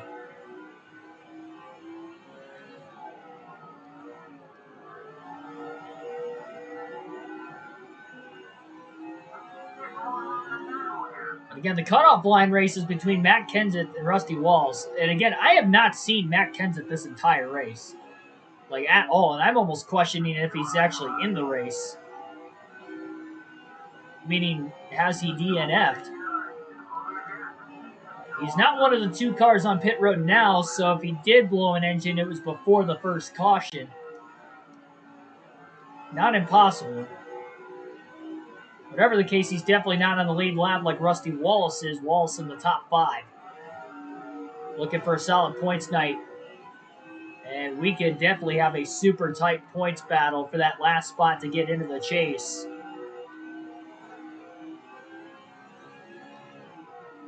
With just 2 races to go. Tomorrow night at 6 p.m. Eastern Standard Time will be the next NASCAR Chase for the Cup 2005 live stream. It'll be at the California Speedway, now known as the Auto Club Speedway. It'll be a 500-mile race, the Pop Secret 500. And it will be under the lights for the second straight race. And then on Sunday afternoon, our regular season finale. Going to be a lot of fun, starting at noon Eastern Standard Time at Richmond. Regular season finale. That will get you geared up for Sunday afternoon's Kansas Cup race, which will begin at 3 p.m. Eastern Standard Time. So we'll be running before that race starts. Probably take you up to about a half hour before the race. Roughly half hour, 45 minutes before the race by the time our race ends. So that will be it for the regular season. Then Monday we'll start the chase at New Hampshire at 6 p.m. Eastern Standard Time, and then NASCAR 21 Ignition on Tuesday, Daytona 500. I'm contemplating all of a sudden on either starting the career mode or the championship, or career mode or season mode first. I think I mean, I'm getting, oh man, I gotta run the season mode first. I think I have to. I think I have to, just because I'm doing 2 seasons and only 1 career mode. Now I know I'm going to do probably more seasons of the career mode collectively than just the 2 season modes, but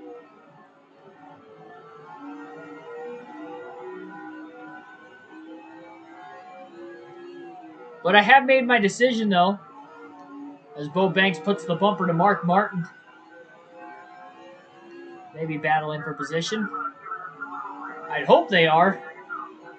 Putting the bump and run on each other. Saw Martin throw the bump and run a couple times very early in the race on some other drivers as well.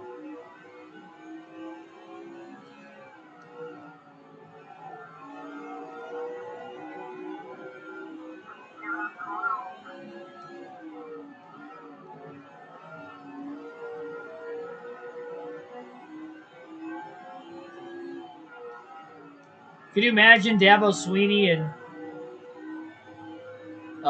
Nick Saban in the same conference?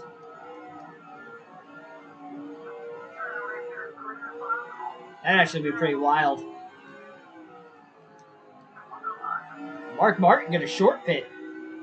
Window is open to the end of the race. We got a couple of guys short pitting. Martin's teammate Jeff Burton's also on pit road.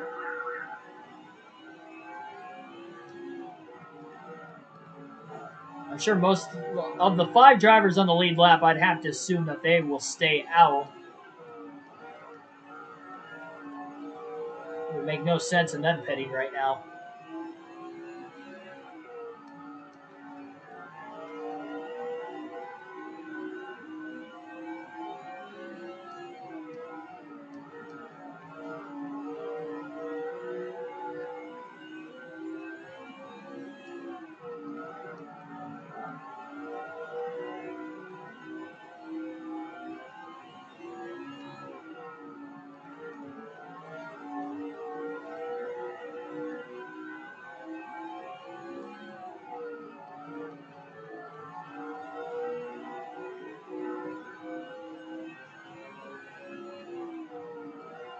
I'm sure it can't be easy for Dabo going from winning all those games for a little while there, pretty much since he came in, to now barely winning, if winning at all most weeks. Can't be an easy transition at all. Johnson had to check up quite a bit that last lap into turn 3, and Michael Waltrip was still coming out of the pit lane, trying to get up to speed, and now Waltrip's got fresher tires on the 48, so it's not going to be an easy pass for Johnson. He's underneath him, though. Waltrip going to give him a little bit of room, not a lot. Johnson pulls clear into 3. That's just a faster car at this juncture. I mean, Waltrip's tires aren't all that much fresher. I mean, about 40 laps, that does make a difference, but super drastic. More contact up ahead as he saw some sparks flying in the middle of turns 3 and 4. 150 to go. We got fuel windows open to make it to the end of the race, but Johnson's going to likely stay out at least longer than any other lead lap car. As of right now, unless he gets significant damage, then he'll consider short pitting. But right now, looking at just trying to stay out.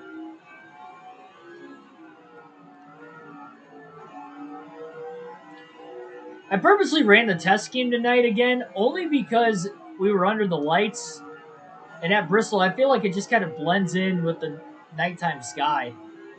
It makes it look extra dark compared to what it would during the day.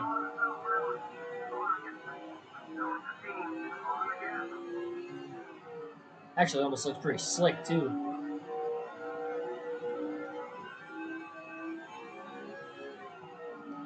It's almost more of a matte black.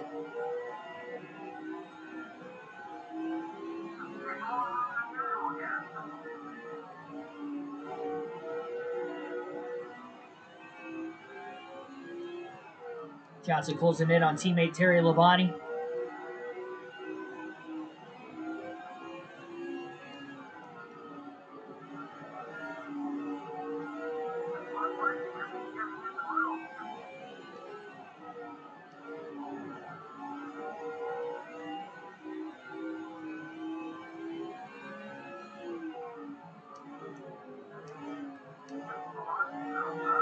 Bonnie crowding his teammate a little bit. They did make contact last time. Johnson tried to pass Labonte, and they did again that time. It turns 3 and 4 now. Making a slight bit of contact.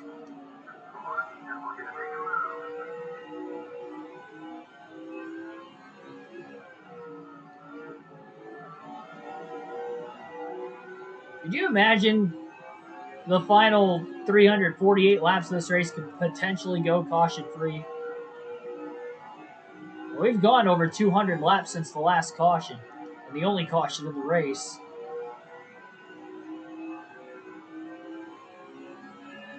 Next question for you guys down in the chat. Will we get another caution before the end of this one?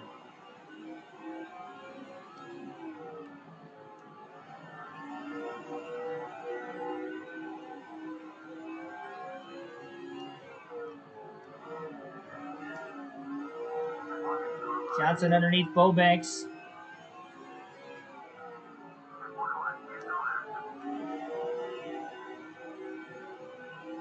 Makes the pass.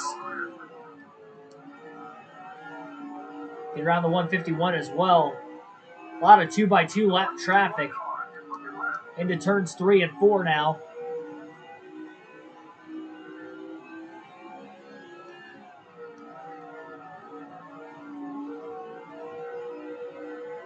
Johnson has extended his lead to about 1 second.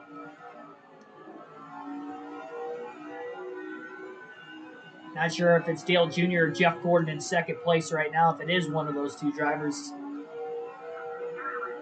I would assume it's probably between those two. Probably Gordon, considering he came out of the pits ahead of Dale Jr. a little over 50 laps ago now.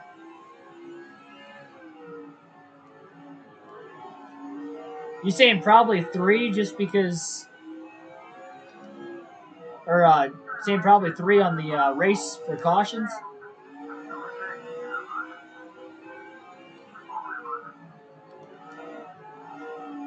Oh, Martin squeezes Jimmy Johnson. A little bit of contact.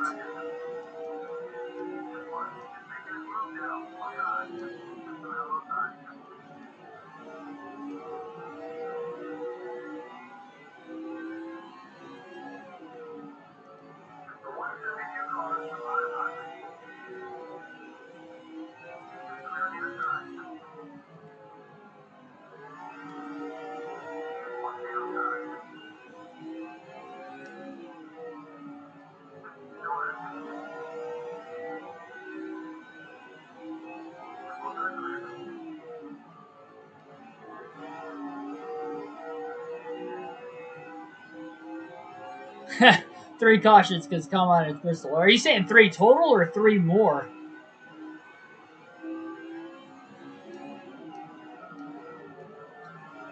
I've had 1 so far.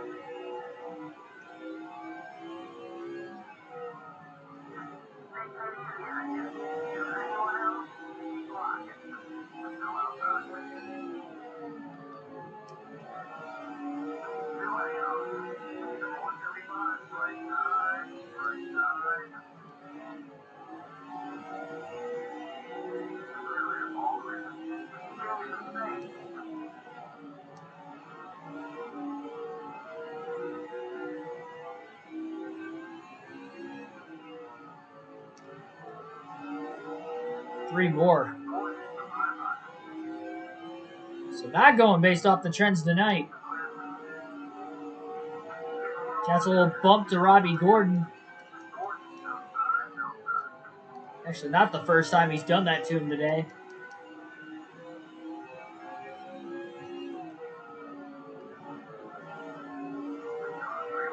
Gordon trying to cross the 48 of Johnson back over again.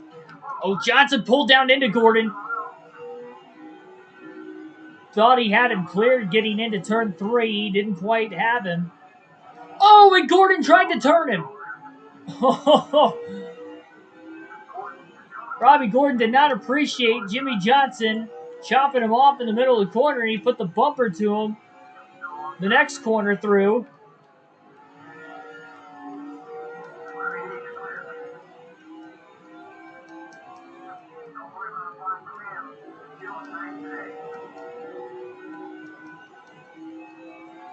Lap 377, that's allowing second place to close back in. It was a 1.3 second lead.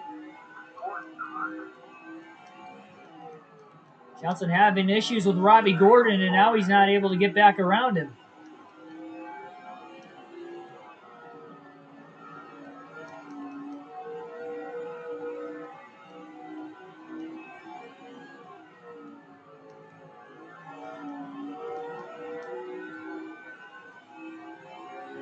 Gordon now getting held up behind the 45 of Kyle Petty.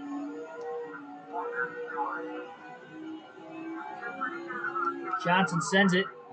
Oh, a little loose. Not a wise move there. Should have just taken his time to get around the 45 car. He'll pass him into 1 and 2.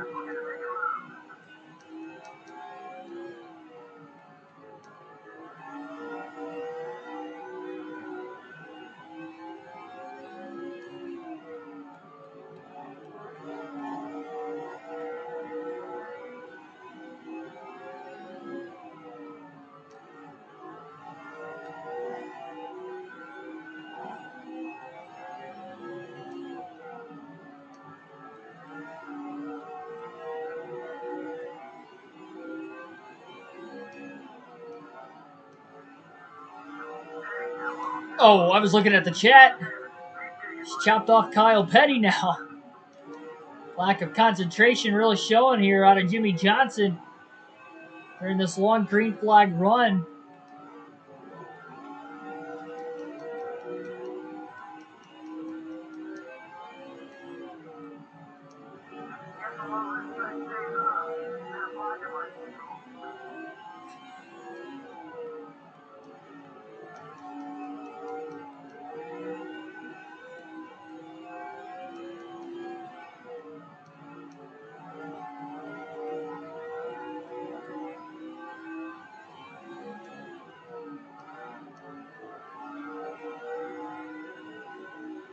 Only 115 laps to go.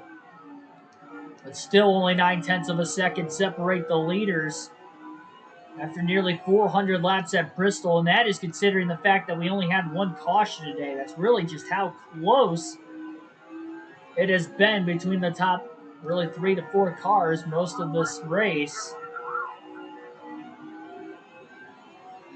Pretty much kind of settled the fact that even though there's 5 drivers on the lead lap, presumably that they're all still in the race. Seems like it's between Johnson, Gordon, Dale Jr., and Rusty Wallace for the win in tonight's race. Where Burt moves down now in front of Johnson.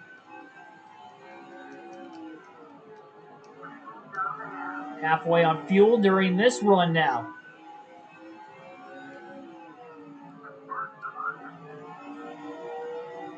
We only saw a couple cars short pit at the beginning of the run. Lonnie McKinney just ran Johnson down in the middle of the front straightaway.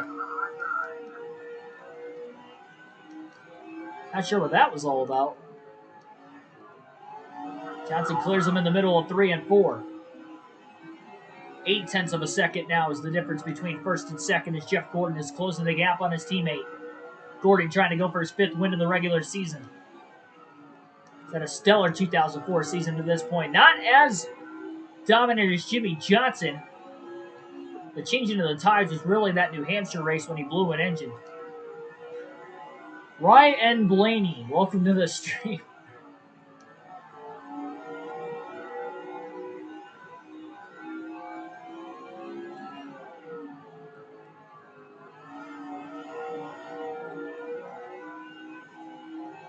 Robbie Gordon blocking Jimmy Johnson.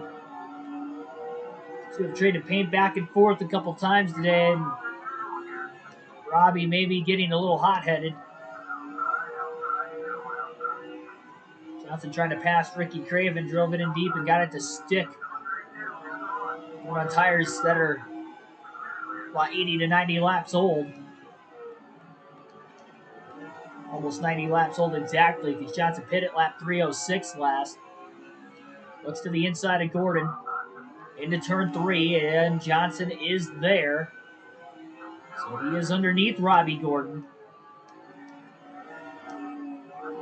And he completes the pass off turn 2.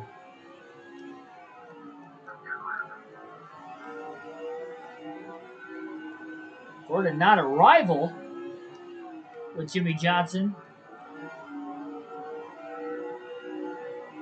May try to race him like one, though. He is driving extremely hard.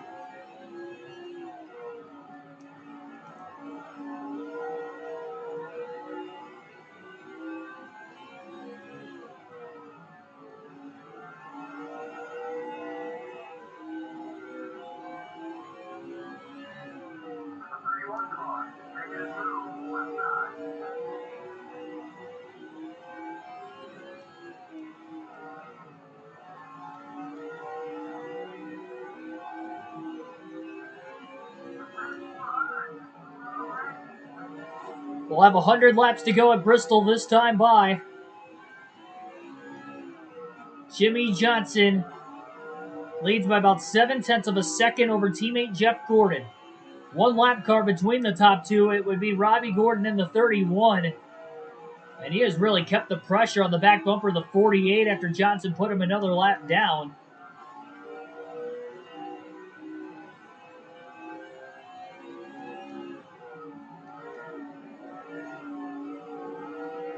Dale Jr. is right behind Jeff Gordon right now in third, so he has closed the gap as well. Top three within 1 second of each other after 400 laps at Bristol and only one caution.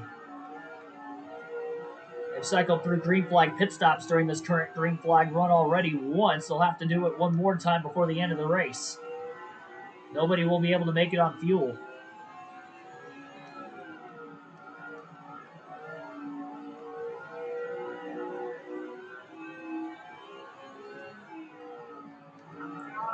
Predict a Michigan shutout versus Northwestern. I don't think they'll shut them out. I expect them to win. I think it'll be a closer game than what most people think. Northwestern usually has a decent defense, and our offense isn't completely clicking week in and week out either. It's our defense that's really winning us a lot of these games this season. We are coming off a bye, so that'll help too. But I'll be watching that game as much as I can while I'm on my lunch break and my 2:30 break at work.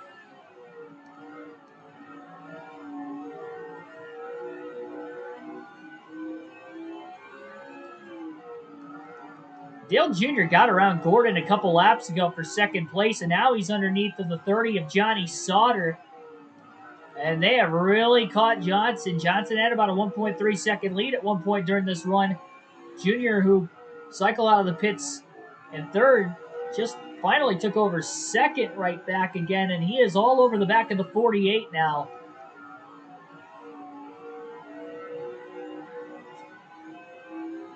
Robbie Gordon, of course, held Johnson up for a little bit, but even after he got around Robbie Gordon, these drivers behind him for position just started slowly reeling him in. Not that much lap traffic in front of the 48 immediately.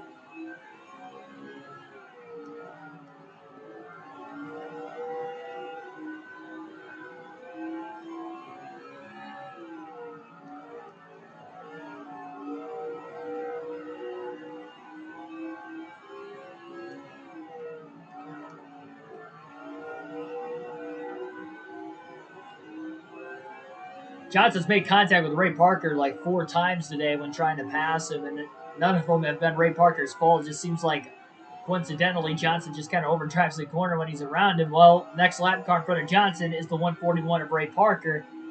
But now, Dale Jr. is all over his back bumper, or at least within a few car lengths now. Johnson kind of pulled him by about a tenth or two that last lap.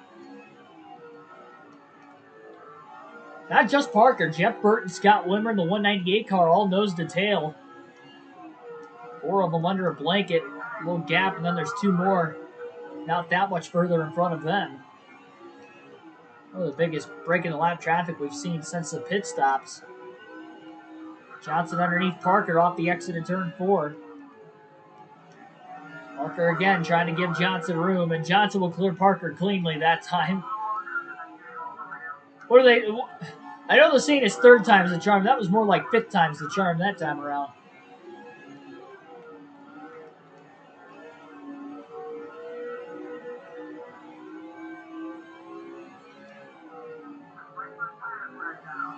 That's not even a prediction. That's like a...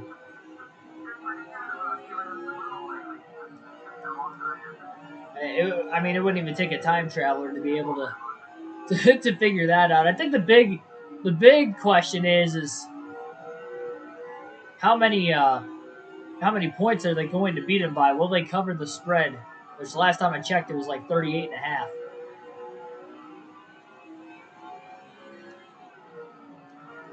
Last time it was mentioned, I think you might have mentioned it yesterday. I don't think I actually checked the spread myself.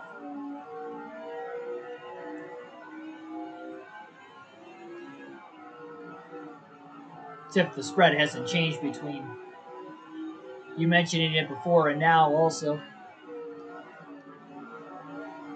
Dale Jr. kind of struggled in those couple lap cars that Jimmy Johnson had caught. He's still stuck behind the 99 of Jeff Burton, who has already made his final stop. So Burton's got fresher tires than the 8 of Jr. and the 48 for that matter too, but he stayed out of Johnson's way. And Johnson was under a little bit of pressure there briefly, but now it's back to about an 0.8 of a second lead again. with about 80 laps to go. Now 79 to go at the line for Jimmy Johnson.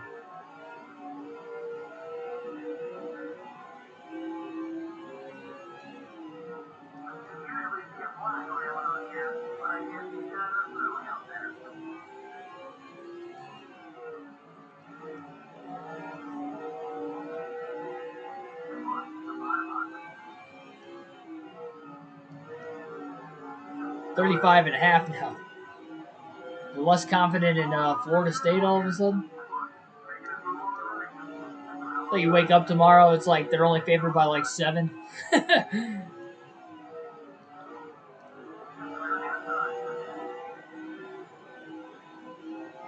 Johnson not struggling in lap traffic anymore for the moment. Got around the 198 and the 97 to Kurt Busch pretty easily. They're side by side behind the 48 car now. Junior not directly behind him, but if he catches them while they're racing like that, Junior's going to lose more time to Johnson. Johnson underneath the 43 of Jeff Green. A little contact. Green's in the wall off the exit of turn 2. Jimmy got a little tight in the center off there. And Dale Jr. is coming.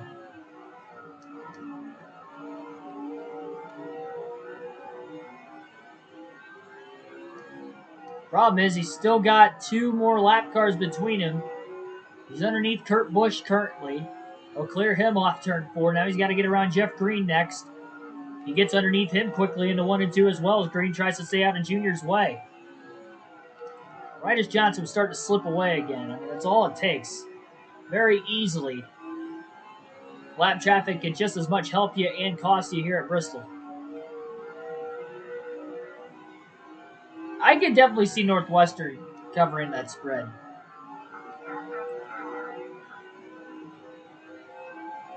I could easily see it being like a 28-17 kind of game or a 24-10 kind of game. I think Michigan can handle them, but I'd probably take Northwestern in the spread, honestly.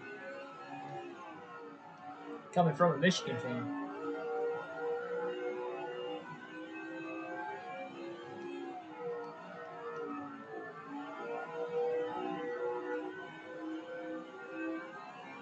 It also kind of shows a little bit of my confidence with Michigan right now, which is still not very high. And I think a lot of that is just because the years passed with Harbaugh. That's really the only reason. Like, I'm looking beyond this year.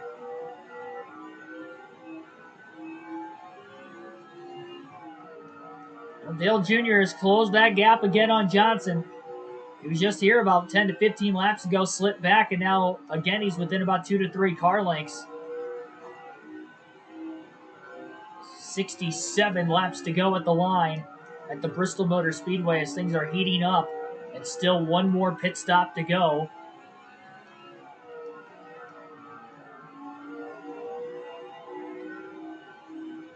Junior pitted before Johnson last time, but he wasn't quite able to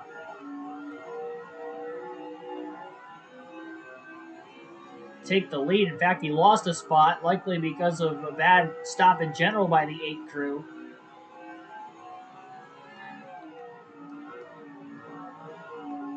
But for really anybody, they're going to need a clean stop now if they're going to want a chance to win this race, especially if it is under green. Patrick Chatterley, welcome to the stream. Better late than never.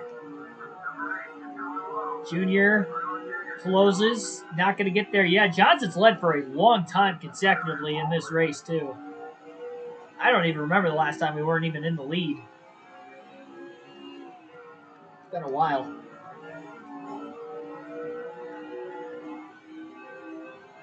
Things are ramping up quickly. Jeff Gordon's lost time compared to these two in the lap traffic. Likely still back there in 3rd. Not sure where Rusty Wallace is exactly either. I know he's still in the lead lap.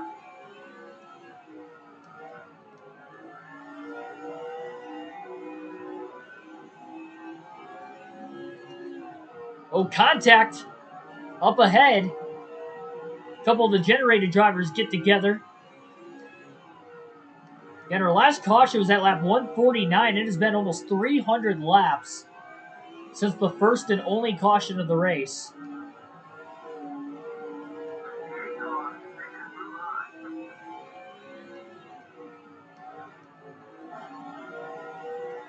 42, next car in front of Johnson.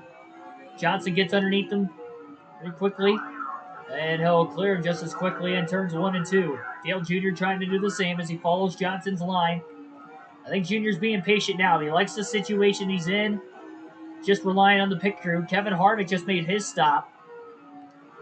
He's been one of the first cars on the pit road for most of the day. There were a few drivers that have pit, but most of the field still has to make their final stop, and you're seeing that start right now. And the only other caution came in the middle of green flag pit stops as well.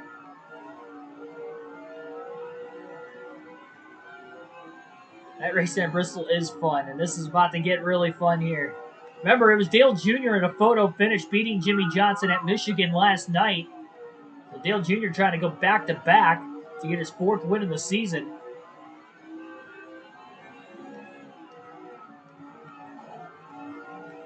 Johnson's gapped him here in the last couple corners. So he gets underneath Jimmy Lane in the 169.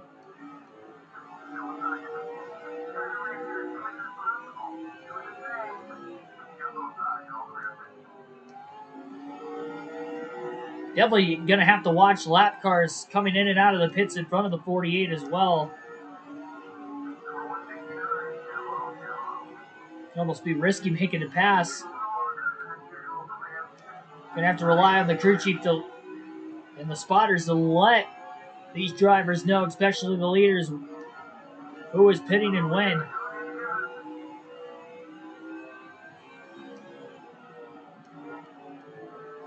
Dale Jr. makes the huge left-handed turn on the front stretch to make his final pit stop of the race. So Dale Jr. will pit much before Jimmy Johnson. Johnson will not pit until every lead lap car pits. There's only 5 on the lead lap. He's got about 1/8 of a tank of fuel left, so he can still go a little ways yet. Probably about another 15 to 20 laps.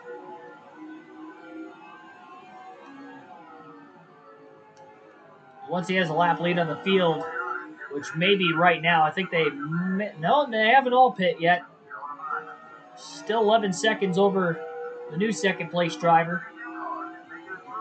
Johnson finally passed that lap car. A lot of lap traffic stacked up all together. Right there, Dale Jarrett making his stop now. Less than 50 laps to go at Bristol. There's Jeff Gordon making his way out of the pit lane.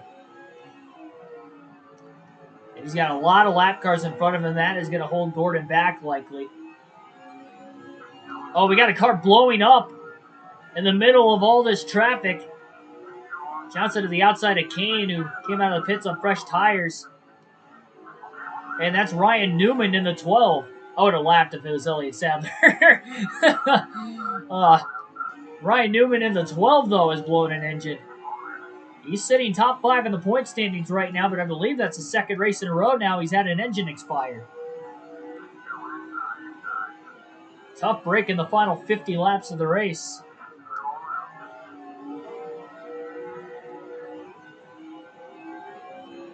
Newman has made his way to pit road down the back straightaway.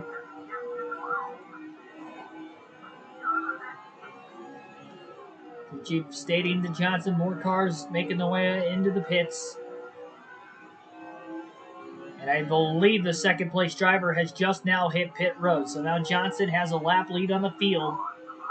But he is losing time to Dale Jr. Every lap he has stayed out of the pits.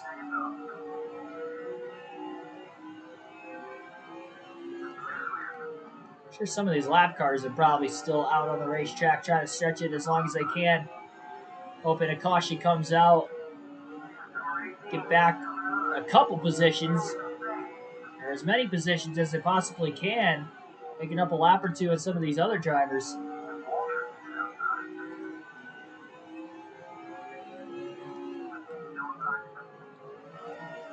Really close to making contact with Michael Waltrip.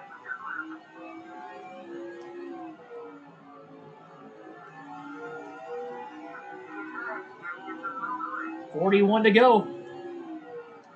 There it is, fuel tank almost empty. You can tell even Gordon, who came out right in front of Johnson, not enough to where Jimmy had to check up, but you can see how much further ahead Gordon was able to pull away and get through the last handful of lap cars as well. Over 100 lap fresher tires. Johnson just kind of hoping for a yellow and make the race win a little easier on him. Dunn in the 172. Crosses Johnson over. Johnson got a little loose on the outside of Dave Dunn, and he made contact with him. Oh, and more contact into 3 and 4.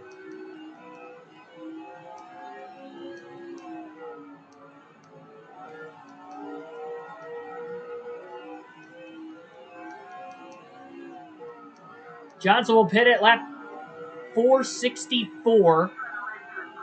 And there you see Dale Jr. caught up in lap traffic. Jeff Gordon's actually gotten around him. That will be for second place and maybe the eventual lead, as Jimmy Johnson will pit this time by. Johnson needs a fast stop by his crew here, at least a clean one, as he made up some good time making his way onto pit road. 4 tires and fuel for Jimmy Johnson. No adjustments. This is the money stop. They do not want a repeat of what happened at Indy a few races ago on the money stop then. Got through the right side tires cleanly, now over to the lefts.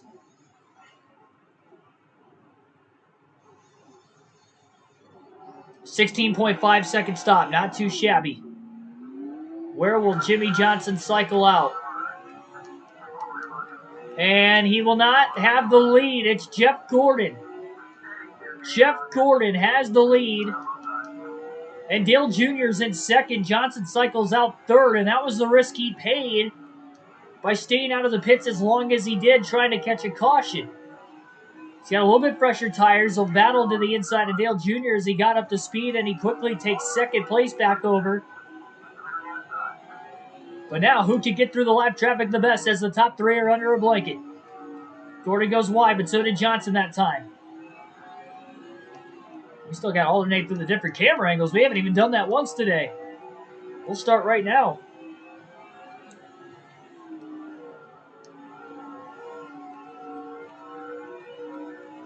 Gordon got loose off turn 2. Jimmy to the inside for the lead.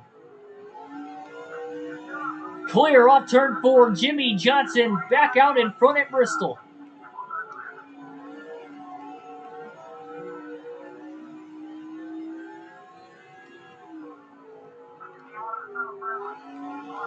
Underneath the 151.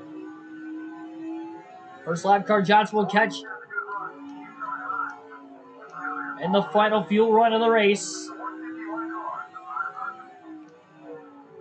No more pit stops the rest of the way. Johnson drove it in deep. He clears the 151. Gordon still struggling to pass him. Johnson trying to get around Joe Nemechek now as he gets to the inside in 1 and 2. Nemechek in the 0-1. Still up high. Johnson clears him in the middle of 3 and 4, putting another lap car between the top 2.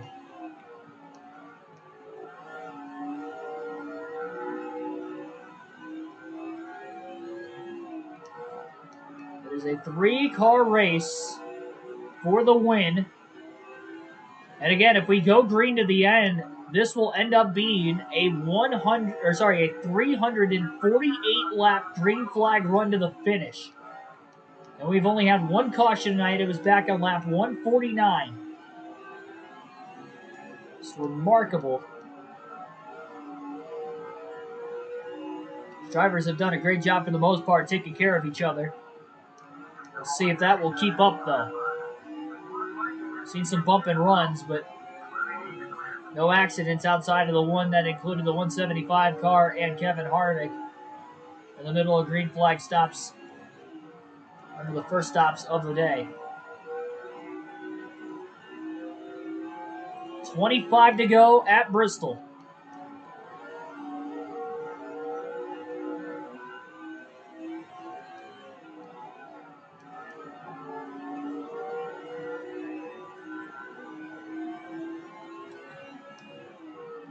Eight-tenth of a second lead. Conga line of lap traffic in front of the 48. Harvick and Dale Jarrett are side by side right in front of Jimmy Johnson right now. Harvick not quite going to clear Jarrett. Now he does. Johnson to the inside of Jarrett into 1 and 2. Jimmy He just has to get through these guys cleanly. He clears Jarrett, driving it in deep into 3 and 4. Almost got into the back of Kevin Harvick in the 29. Harvick puts the bumper to Casey Mears. Johnson stuck behind these two as they're side by side in front of him. Follows Harvick's line to the inside of Mears now.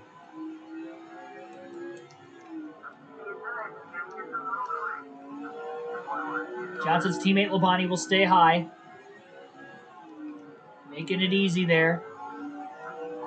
Johnson trying to get his 10th win of the season here tonight in the Bristol night race. The Sharpie 500.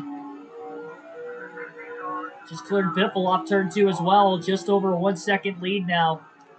Johnson gets underneath Kevin Harvick. Mark Martin going to stay wide enough. Johnson under him in 1 and 2, and he is sawing his way through the lap traffic. The late juncture of the race. Now the Roush cars are side by side of Biffle and Martin. Harvick got held up behind the 6 car. Biffle got around him. Not sure if they're battling for position or not. A lot of lap cars, though, between the top two on top of a 1.2 second lead.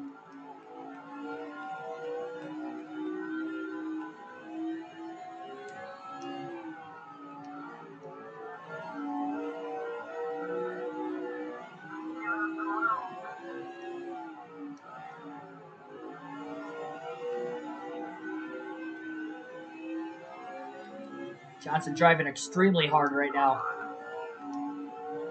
To the inside of Ricky Craven next. 15 laps to go this time by. Johnson slides up in front of Craven into 3. Nice pass. Another dominant night as far as laps led for Jimmy Johnson this season. Trying to get the win to follow up after one got stolen away from him at Michigan last night. And a nail-biting second place finish. A little bit of breathing room with a 1.3 second lead with 14 laps to go at Bristol, with the race just minutes away from its closure.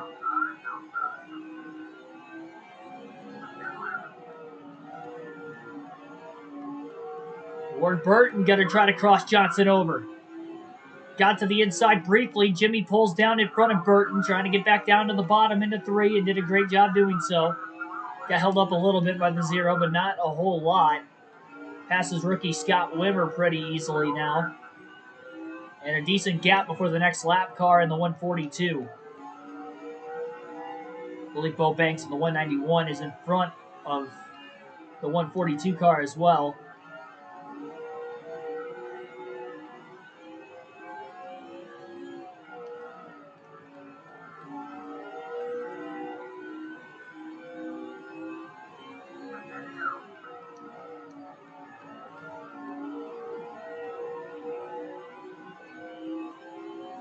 Johnson just praying this thing stays green. It's been green for so long. Will it be the 348 lap run to the checker? The 142 car just put the bumper to Johnny Sauter in the 30. Bo Banks got by Sauter the lap before. Johnson does not want to see that, especially in front of him. I'd like for everybody to just race super clean to the end of the race at this point. Sauter's been one of the tougher lap cars to pass all season. Oh, he's holding up Johnson now. He's running right in front of him. Jimmy trying to get to the inside, down the back straightaway into turn 3. Oh, contact with Sauter. 6 to go. Sauter got a little loose into 1. Johnson clears him off 2. Definitely wasn't an easy pass on Johnny Sauter once again, as it has most of the season, but he got by him nonetheless. 5 to go.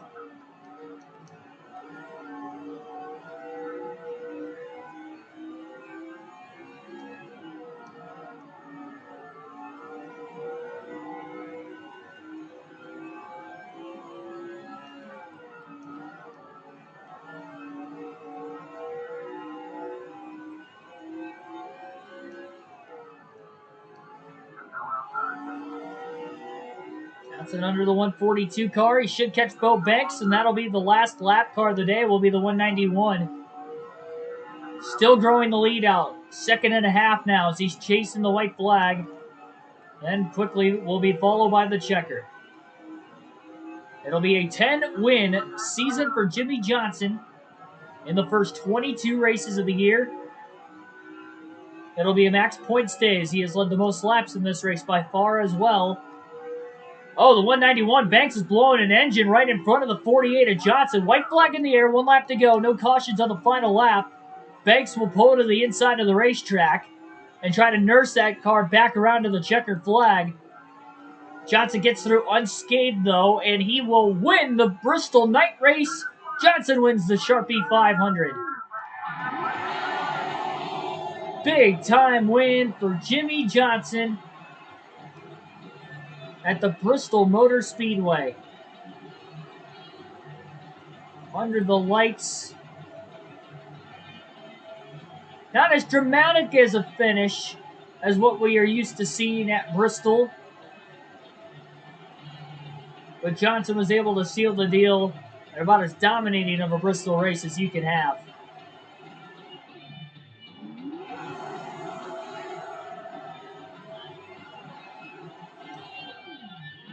A well-deserved win in a very fast race with only having the 1 caution.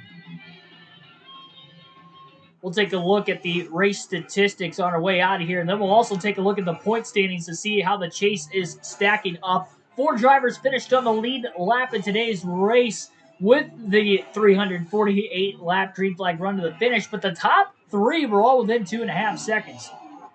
Only 2 hours and 11 minutes in today's Bristol night race. That's got to be a record. It's also got to be a record. Only 1 caution in a Bristol night race. Has that ever happened? That's got to be a record of itself.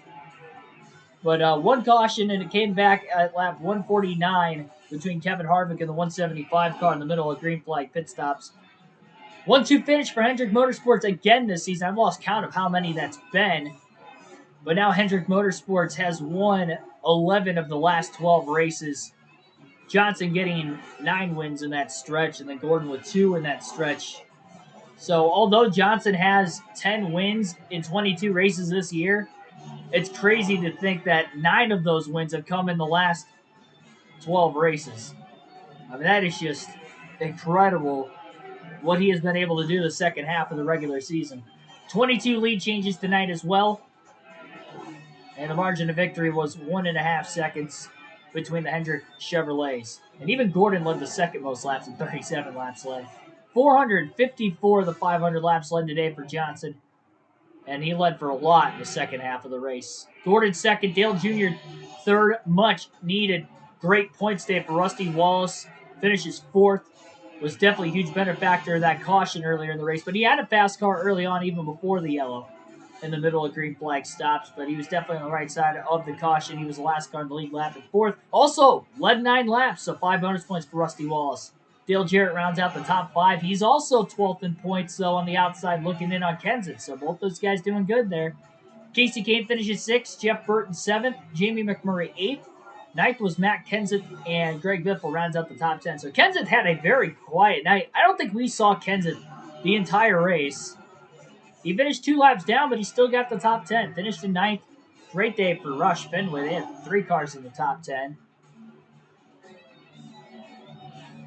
And Mark Martin finished 11th, so they have 4 cars in the top 11 of their 5. And Elliott Sadler finished the race 15th. He lost points on the cutoff line, but he finished the race.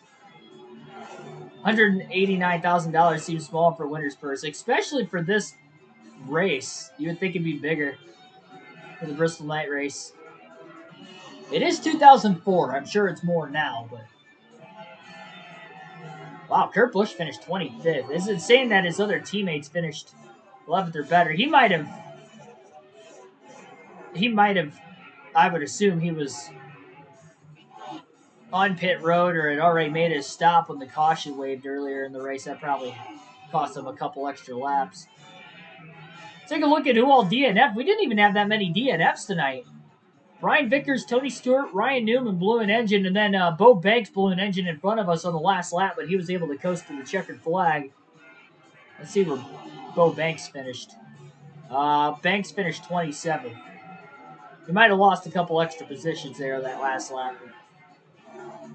At least he made it. But the three drivers that failed to finish again were Newman, Stewart, and Vickers, and we actually saw all three of those guys blow an engine. So,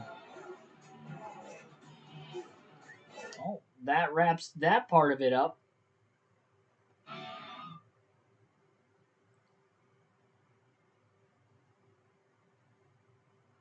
Elliott Sadler finished the race, but unfortunately he will miss the chase. Yeah, definitely lost points. I was hoping he was going to have a decent chance because we didn't see Kenseth the entire race, but Kenseth ended up with a quiet ninth place finish. That's such a Matt Kenseth day, though. Like that's a Matt Kenseth kind of race. Just quiet, not really minding his own business, and getting a solid top 10. He was probably there the whole race. I had no clue. I had no clue if he was in the top 10. I was really only focused on those 5 drivers that were on the lead lap. Jared ended up, he was on the lead lap, but we lapped him late in the race.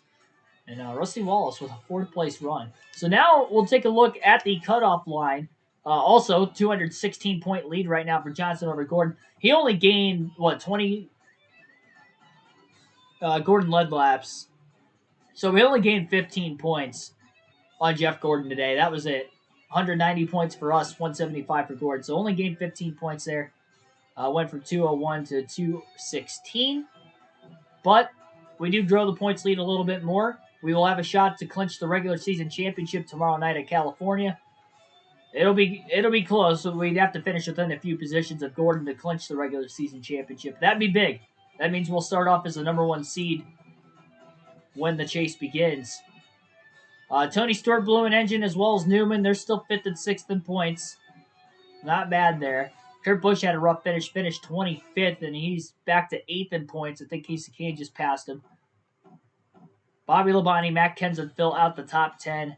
Rusty Wallace gained on Matt Kenseth, but not as much as I thought he was going to gain. Kenseth finishing 9th. Wallace finishes 4th. Kenseth led 0 laps. Wallace at least led 9 to get bonus points. But he's still quite a ways back. 107 points behind Kenseth. That's still within 1 race. Again, you can outscore somebody by well more than 107 points. But Dale Jarrett, he gained points as well with a top 5 finish, but he is not in a great situation. I think he mathematically can't make it. Yeah, he's 295 points back. So, the only driver below the cutoff line right now that mathematically has a shot in the last 2 races to get in is Rusty Wallace. Dale Jarrett, Jeff Burton, and Elliott Sadler all eliminated from contention. Of course, Sadler finishes the race today, but because Jeff Burton had a top 10, Sadler loses another spot and points back to 14. Catastrophic, though. He has blown 6 engines in the last 8 races. No top 10s in that stretch. What a tough break for Elliott Sadler. He was 8th in points before the blown engine started costing him. And he had one, he was still, I think, 10th.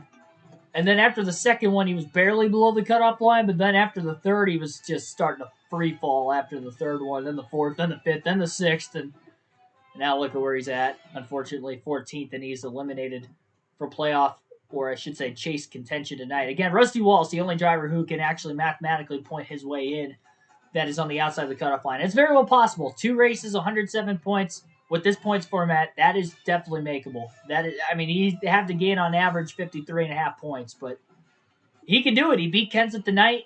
He's just got to beat him the last 2 races by a little bit more than he beat him tonight. But if Kenseth has 1 DNF, Rusty Wallace is going to have that lead. And even if he doesn't DNF, he has 1 bad finish, Rusty Wallace may have the lead. So, depending on how Wallace does in that said race. Now, Kenseth has been good at the 2-mile tracks this season, too, and we go to California. So, I expect Kenseth to have a good chance to win. In fact, 2 races ago, now at Michigan, last night's race, had a great shot to win. Unfortunately, pulled a bad block. Cost him a chance to win. Actually cost him a top 5.